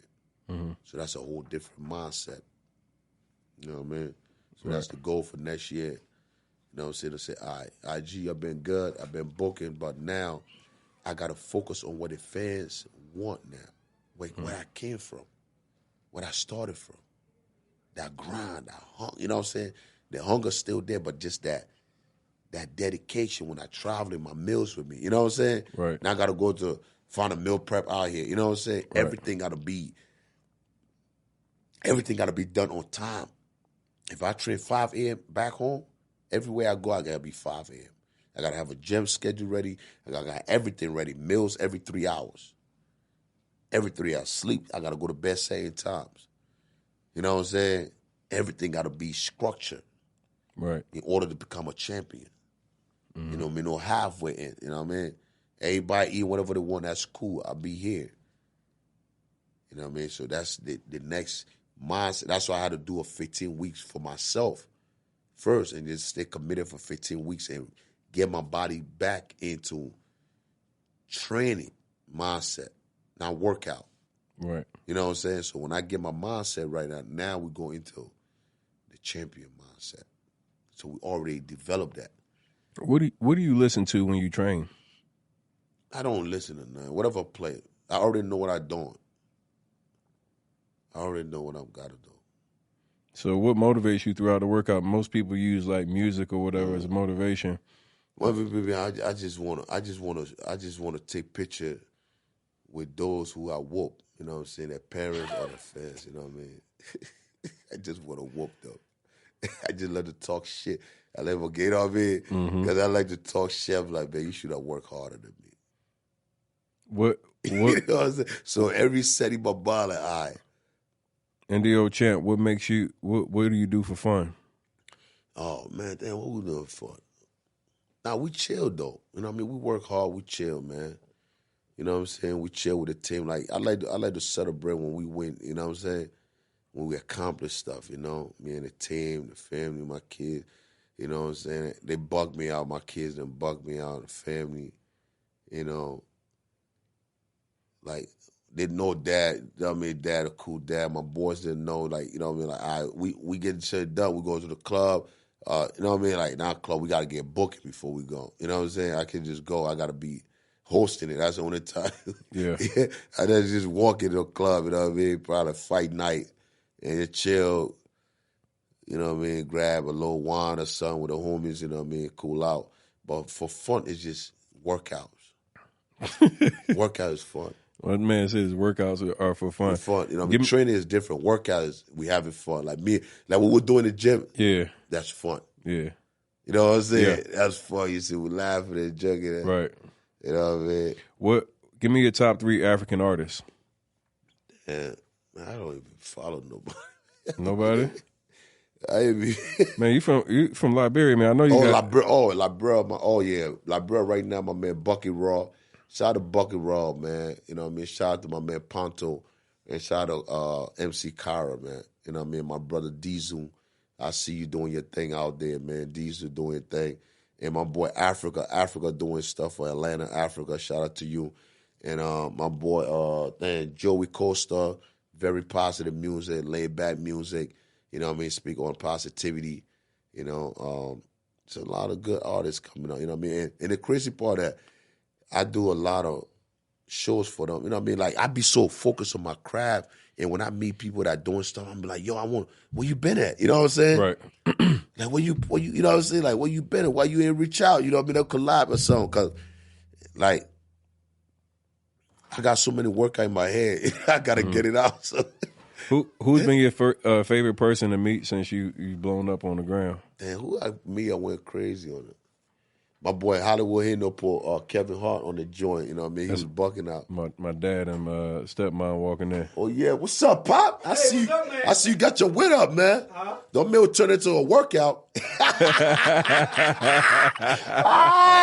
Hey, yeah. Pop got his wit up. I see it. I see you, champ. Yeah, you got the shoulder. See, this is why I let them go hard in the gym, man. You don't go outwork me out here, Pop. I love our OGs, man. I love them, especially when they get it. You know what I mean? So you already know where you're going to be at. Like, damn, you know what I mean? I got a lot of work to put in, you know? Mm-hmm. No days off. But, yeah. Yeah, what was that? I'm kind of free firing now. I like trying to get some of the your top things you like to do at the end. What's your biggest regret? Damn. If you talk about regret, it's like everything it was written for us to go through what we've been through to make us who we are, you know?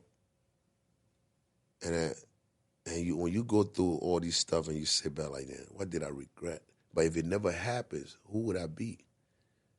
You know what I'm saying?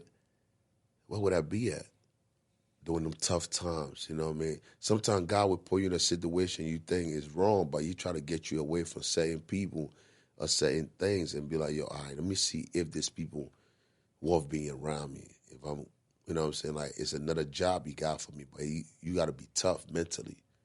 You got to discipline your mind, you know what I mean?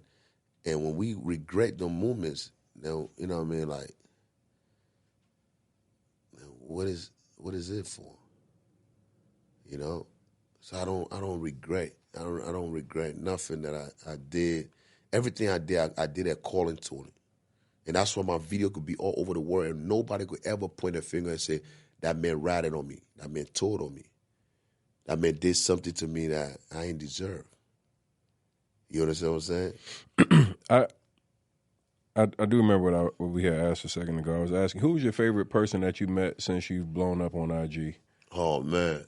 I spoke to Kevin Hart. I met Kev. Kev bugged out, man. Kev, funny as hell. Yeah. Yeah, Kev, he was funny as hell. He don't put him a FaceTime with me. He was bugging out. Damn, who else? I got to get Kevin Hart on the show. Yeah, Kev. Yeah. Yeah, I went. Yeah, Michael Blackson make sure I met him personally, face to face. He's like, yo, you got to meet Kev. Let's go. I was in L.A.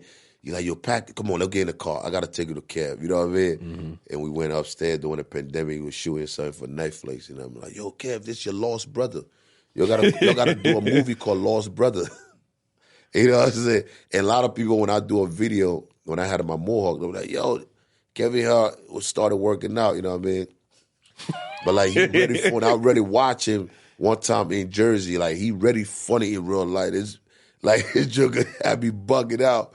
You know what I mean? You know what I mean? I just love to laugh sometimes, man. Mm-hmm. Yeah, it's cool. Yeah, him. Flavor Flav had me bugging too. When he saw me just start doing the walk, and one of the shocking moments in my life, I'm like, yo, the man said, oh, Champ, watch me do the walk. I said, this man don't even, he saw me at the celebrity boxing. He just started doing the walk. And I'm like, yo, like the impact, you know what I mean, the things that you do that come naturally, people just gravitate to it. You know what I'm saying? It shows us power. Like when we step in the building and walk, show us power. Like we run this. You know what I'm saying? Like we the big dog. You know what I mean? we the big dog when we come through. That's the first thing I noticed when I went to your page. I said, yo, this dude is walking into this damn place looking like he Debo. And we own this spot, right?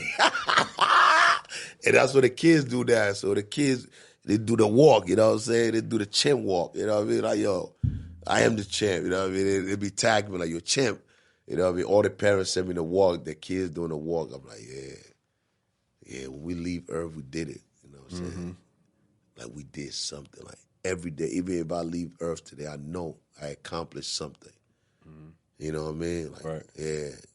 Like, God told you, give me a second chance. You know what I mean? Like, it's amazing. It was really like your third or your fourth, but we let you say second again. Second, right? Yeah, that third, yo.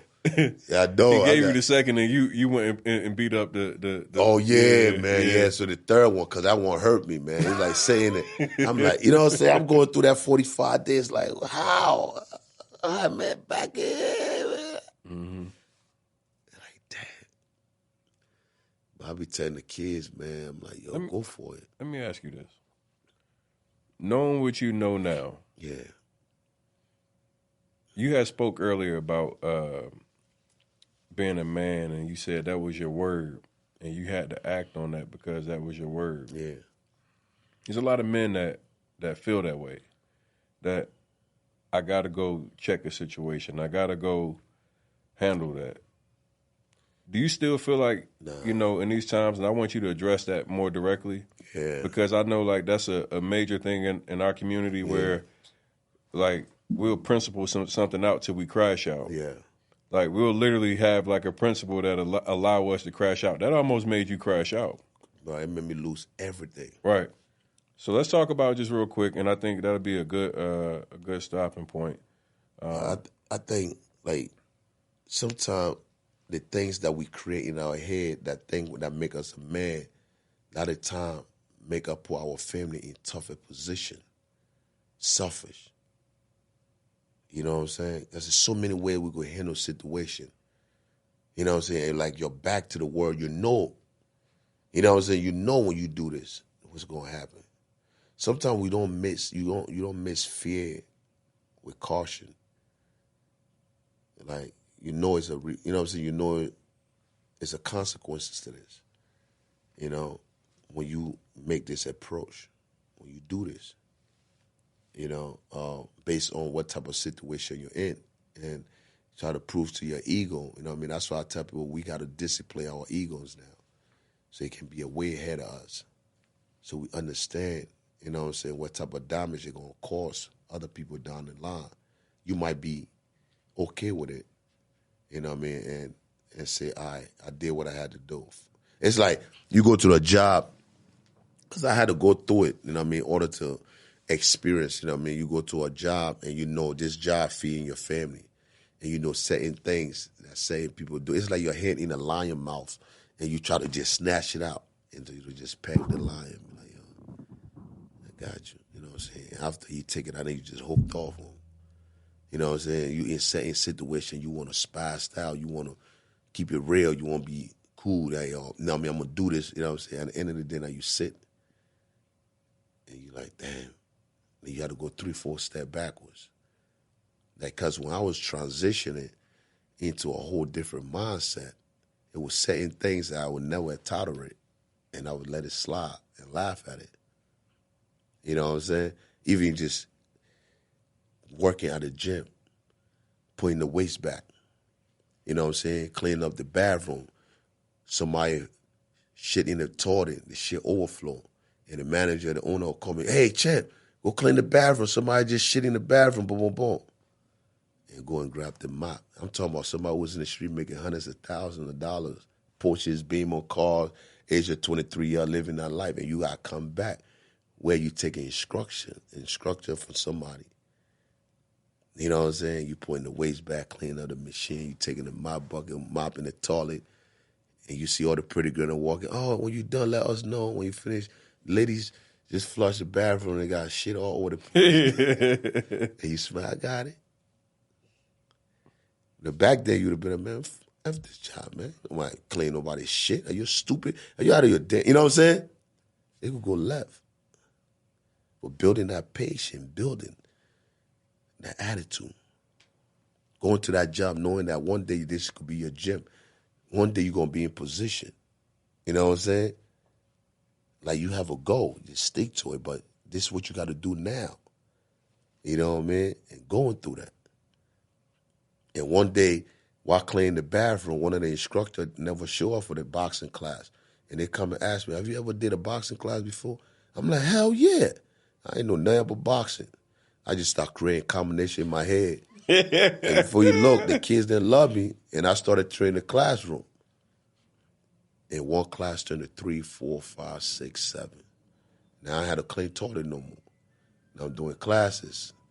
Now I'm taking the kids out of the gym to the neighborhood, to the park, to the beach, training, creating a whole nation for them.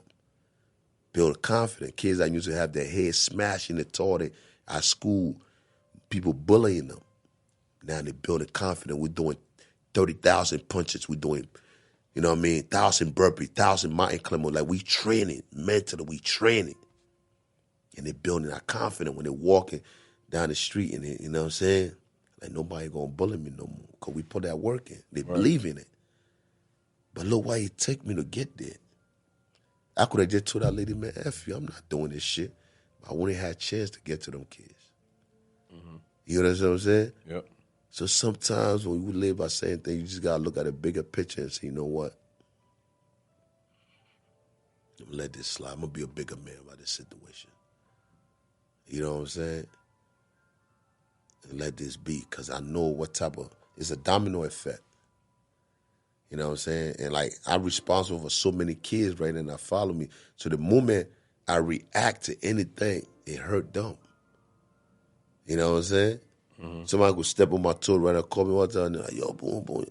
And I know I have the strength, I have the skills, I have the knowledge. I'm intelligent enough to do something to them. You know what I'm saying? But do I do it? I'm like, nah, have a blessed day, brother. Because them kids going to get infected. Because now they waking up in the morning, they don't going to see Champ no more. Mm-hmm. They ain't going to see a motivation video. They ain't going to see this. That's something that I realized too. As I was building my following, you become more accountable to even a complete stranger. Yeah. You don't want to let people down. You want to make sure like you're available, and so many people that become inspired by your story, by your message, that it's almost like a way of a second piece of accountability. That's something that's been real big for me, man. I'm like, it's times where I'm like, I'm ready to just kind of. Yeah. Always. Yeah. You can't even live, you can't even walk down. I can't, even if I want to eat a piece of myself, I got to look left and right. I'm like, damn, can I get a slice? I'm going to smack that shit out your hand. Smack it right in my head. I'm like, damn. Next, no more pizza for like, yo, bro, you work hard, you deserve, like, a kid something with a pizza, you feel you could eat it. You know what I'm saying? That's his mindset. So Champ did it. You got to sneak order your pizza and shit, huh? Man, I got to be, my daughter say, Daddy, you eat that pizza. I said, listen, you whatever you do, I'm eating this slice. I'm putting the work in, man. I ain't telling that. I said, listen, you got to put the work in. You know what I'm saying? But that's the fun part about it. Let me tell you the fucked up people shit about my staff. I got these two assholes right here next to me. Yeah. I love these guys. I spend every day with them, right? Yeah. But I'm on my strict diet, and guess what they doing? They ordering Philly cheese steaks with extra cheese. Listen, whatever you do, don't got nothing to do with us. Man, what? They grimy. French fries, all that everything shit. That you used to like. Yeah, everything I like. They sitting there, they fucking rubbing it up. Right in your face. I'm like, well, ain't this a bitch? And I'm buying the meal. I'm paying for it too. Like, what you just ordered? I'm like, so y'all sitting here watching me ordering chicken breast and broccoli, and y'all in here ordering this shit, man. You had 8 years to enjoy yourself. Now, yeah, I'm back. It's over. Yeah, I'm back. I went in the grind mode, so I'm locked in, and it's bro, you good. Locked in, man. That's love it, bro. 9 weeks. You know what I'm saying? That's good, bro. It feels so good that too. Mindset, man. You know what I'm saying? It feel good. It's like, you know what I mean? People around you. You know what I'm saying? That energy, like. Now you want to make people do it. You know, when you start, like, you ain't gonna force people. When you doing certain things, you ain't gonna just let people just, all right, you know what I mean, value on my journey. You know what I'm saying? I'm not gonna tell y'all don't eat that shit around me. I'm gonna tell you know what I'm saying. I love you guys, but eventually you're gonna see me start looking great, and you're gonna be like, you know what? All right, we see the results, man. We coming with you. That's been the cool part is like, you know, as I post my stories, and we've documented the entire process. So we're going to actually start releasing on YouTube man. the days, like Days. you can see what I was saying, what I was thinking, how I was feeling, like what my body looked like. That's the best thing, man. Because I think it's important for people to see the journey. That's the only way they're gonna believe it. Yeah, like to actually show up. Everybody's thinking, you know, you live in Miami and all these places now, they want to go see the doctor. They want to go take the short route, the easy route. But you know, my dad always talks about, you know, you can take the stairs or the elevator, right? But that process and just like process going through that steps, appreciation of the process, man. Slip and fall, get back up. I didn't realize how therapeutic the training would be just for like my mental and all the things that I had like as far as adversity around me. It really blocked it. It gave me like almost a safe haven. I go inside the gym and I'm working out, and all these things that have been pressing and bothering me kind of just got pushed away, and then I just found like the clarity, and it puts me in this place now where we've been executing, man. I went from having to reach out to people to get bookings on podcasts to I got people hit me up like, oh, you gonna be here, bro? You gotta get me on your show. I mean, like I got Hall of Famers and like all the like, you know, feeling the exact same thing that you're feeling with growth is like now the people that you looked up and respected are now a part of your circle. So I just got a lot of respect for you, man. Appreciate you taking time, man. You just sat down with us for 2 hours. Man, you know me, man. Dog, listen, y'all, we literally was in the gym today, and I was about to beat his ass until I realized that he really was kind of like, he was ready to fight. No, I'm just playing. I walked in the gym today, and he was working with my trainer, the Faith Fighter, Jason. Yeah, Faith Fighter. Jason is good dude. I love Jason, man, and Jason was like, yeah, you guys going to spar today. And everybody's trying to get me to spar now since I've been in the gym now. You been in the gym. But that was funny as shit, man. And I just appreciate you being kind enough to give me your time today, man. You got a lot of stuff you can be doing. And your message is going to be like something I know what it does already. It motivates and inspires other people.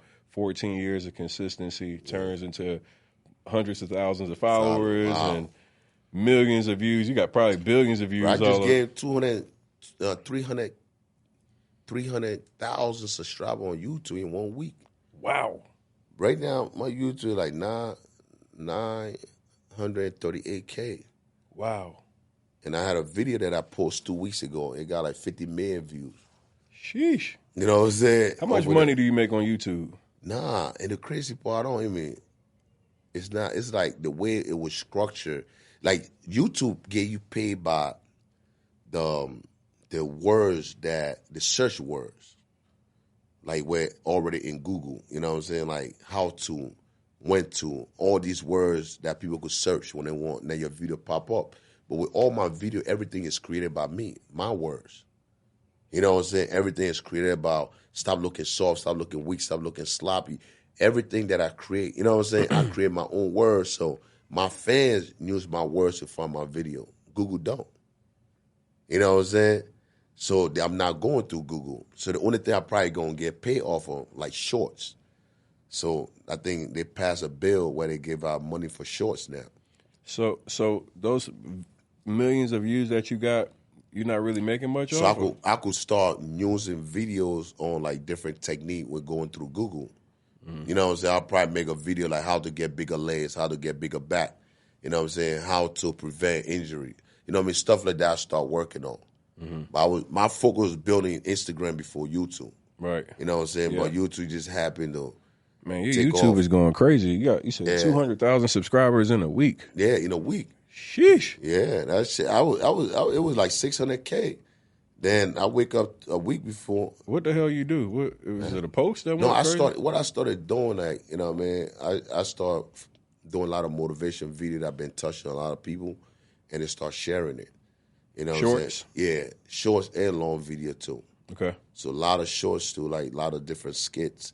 I was doing like about 10 skits a day on YouTube. Okay. So when you do like 10 skits on shorts, you never know which one going to take off. Yeah, I did a short the other day with T.I. It's got like 1 million views. I was like, damn. Yeah. So the shorts definitely are. Yeah, so if people are easy, faster, people go sit and watch and then boom, they're out.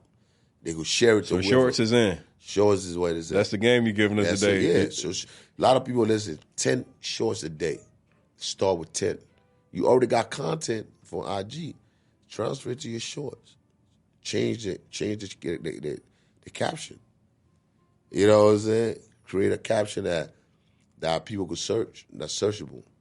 You know what I mean? With me, I'll create my own thing that my fans know me for. So they know if they go on Champ YouTube, a bodybuilder catch somebody eating sloppy, or, you know what I'm saying, a trainer caught his man slacking, missing a day off. You know what I mean? So that's my turn. You know what I mean? So that's what worked for me. But if you have 10 videos, you do 10 a day. And one of my boys like, yo, why we gotta do 10 a day? I said, don't worry. Trust me. If you put 1 a day, don't go viral. Imagine you have 10, even 2. You know what I'm saying? Because everything, you know what I mean? You never know what somebody might like. Right. So if you do 10 a day for a week. So in a week, I got 20 videos, I got over 9 million views. Wow. 20 videos over 9 millions. 20. All in the millions. 9 million shorts. Shorts. Okay. That's it. Okay. Flooded the whole joint with short. You leave it. Let it go do what it do. Okay. I'm gonna take. Hey, one thing. I'm an action taker. I'm gonna be posting shorts. Hey, look, y'all know now. Yeah. So all this kind, you take a topic that somebody would grab, you know what I'm saying, and just turn it into a short. Everybody's it's basically competing with TikTok. Everybody's now in that short form. Content. TikTok always bomb me. It's just my walk that would shut me down. Yeah, so TikTok bombed me for anything I put real estate. I put real estate, they put drugs related. I'm like, what? Yeah, like what's up? So you know what? What I do now, I just put motivation video. You know what I'm saying? Whatever motivation video I make, I just put it That in. walk is pretty intimidating. I'll flag you for just walking like that. Just walk, bro. I said, bro, I'm walking. And when the people see it, they get scared at it. You know what I mean? No, the guideline, violated the guideline, the community. Last thing, and I'm gonna let you go. I'm gonna put one more social media question. I like asking this stuff in my own personal. Yeah. I heard you talk about your posting schedule for IG. Yeah. Can you just go through that one time for us real quick? Because, you know, when we started IG, it wasn't no structure. Everybody started at the same time. You know what I mean? 2012. That's when IG came out. So what I was doing back then, that worked for me. You know what I'm saying? I used to post like 7 videos a day. And for people, like you want people to see you every day. So now we at the level now where, you know what I mean, everything is instant, it's fast. So now I do 3 posts. If I could do 3 posts a day, I'm good. So 5 o'clock in the morning, I know somebody going to work. They need to listen to something. Champ got to be in your ear. I got to talk to you about something. If it ain't about you, then keep it moving. But somebody going to be feeling what I'm saying. You know what I'm saying? Somebody need to hear this. So 5 in the morning to 12 o'clock, I'm in your ear, motivate you. Get up. Whatever job you're going, whatever depression you're going, it's going to be all right. You're going to be okay. We're going to make it through this day. You know what I'm saying? Whatever motivation, whatever topic I press on. Then 12 o'clock, I might put a skit on where people are at a lunch break, they're chilling. You know what I'm saying? But when they want to laugh, the job stressed out, the client, that's that 31 hour to 45 minutes they have. They put a smile on their face. They see the walk, they see the kick, Champ bugging them out. They laughing, oh my God, boom. You know what I'm saying? Or sometimes I have sponsors that giving out, you know what I'm saying, car sponsorship. You want to get a car? All right, this is the best car dealership. You want the supplements? You go on your diet? You want to get the best protein? All right, I'm sponsored by them. You know what I'm saying? You need technology for your phone. You know what I'm saying? Magnetic to stick your phone out. You ain't need a tripod. I have these type of sponsors. You know what I'm saying? So I put sponsor in between them days that is scheduled for. So you still get entertainment by Champ, but I'm going to just throw the sponsor in there. Right. I saw that. I peeped that. So I like that. You know what I mean? Look, you had a couple very, very, very cool ones. I watched you at the basketball court with the one with the kids with the protein drink. With the protein drink, bring that community into it. I saw the one you did with the Easy Reach. That was dope. That was dope. So you got some creative. I like the way you implemented it into your work. I don't take away from my fans. They still get Champ, but the sponsors still get what they want. Right. My fans get what they want. Right. You know what I'm saying? They get action. They get Champ being mad. Champ doing what he's doing. You know what I'm saying? Yeah. So that's the mindset I created. You know what I mean? What would I want to see?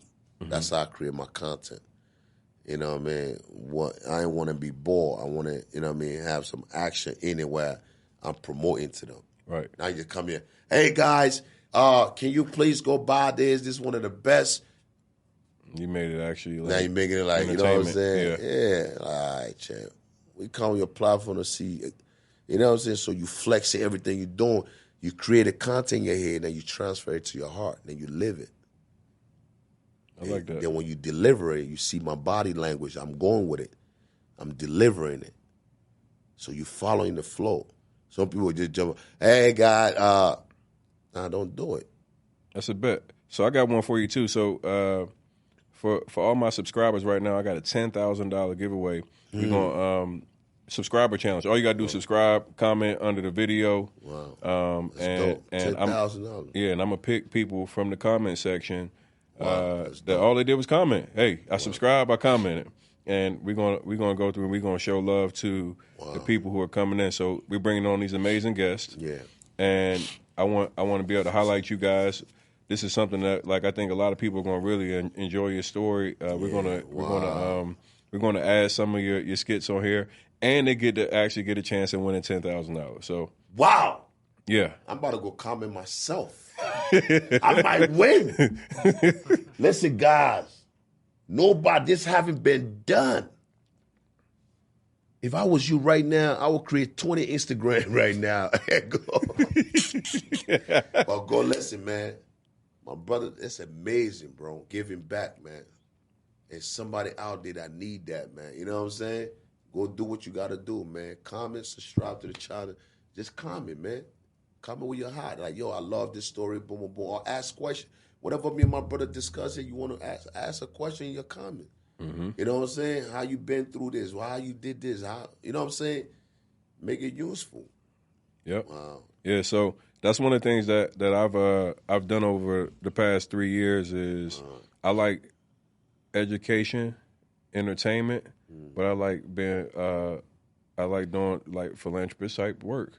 And I've given back hundreds of thousands of dollars to my supporters, my followers, my subscribers. So make sure you guys like this video. Go follow NDO Champ. Go subscribe to his YouTube channel, right? Go follow him on IG.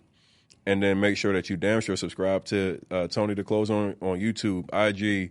Comment below in this video. Like, share it to a friend and another friend. We got a $10,000 giveaway. You might be the person that's eligible to win. Get your ass up. Get your ass up and go do what you got to do, baby. Let's get it. It's a wrap. Tony the Closer, my brother.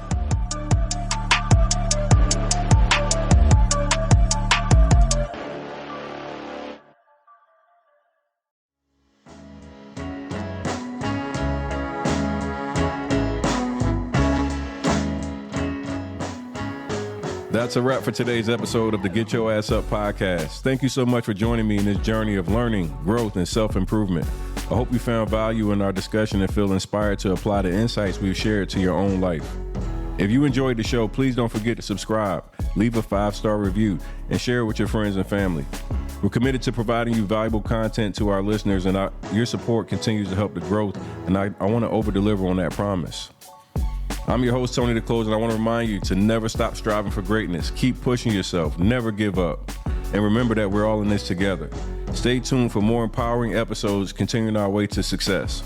Until next time, keep moving forward, and remember, get your ass up and make that shit happen.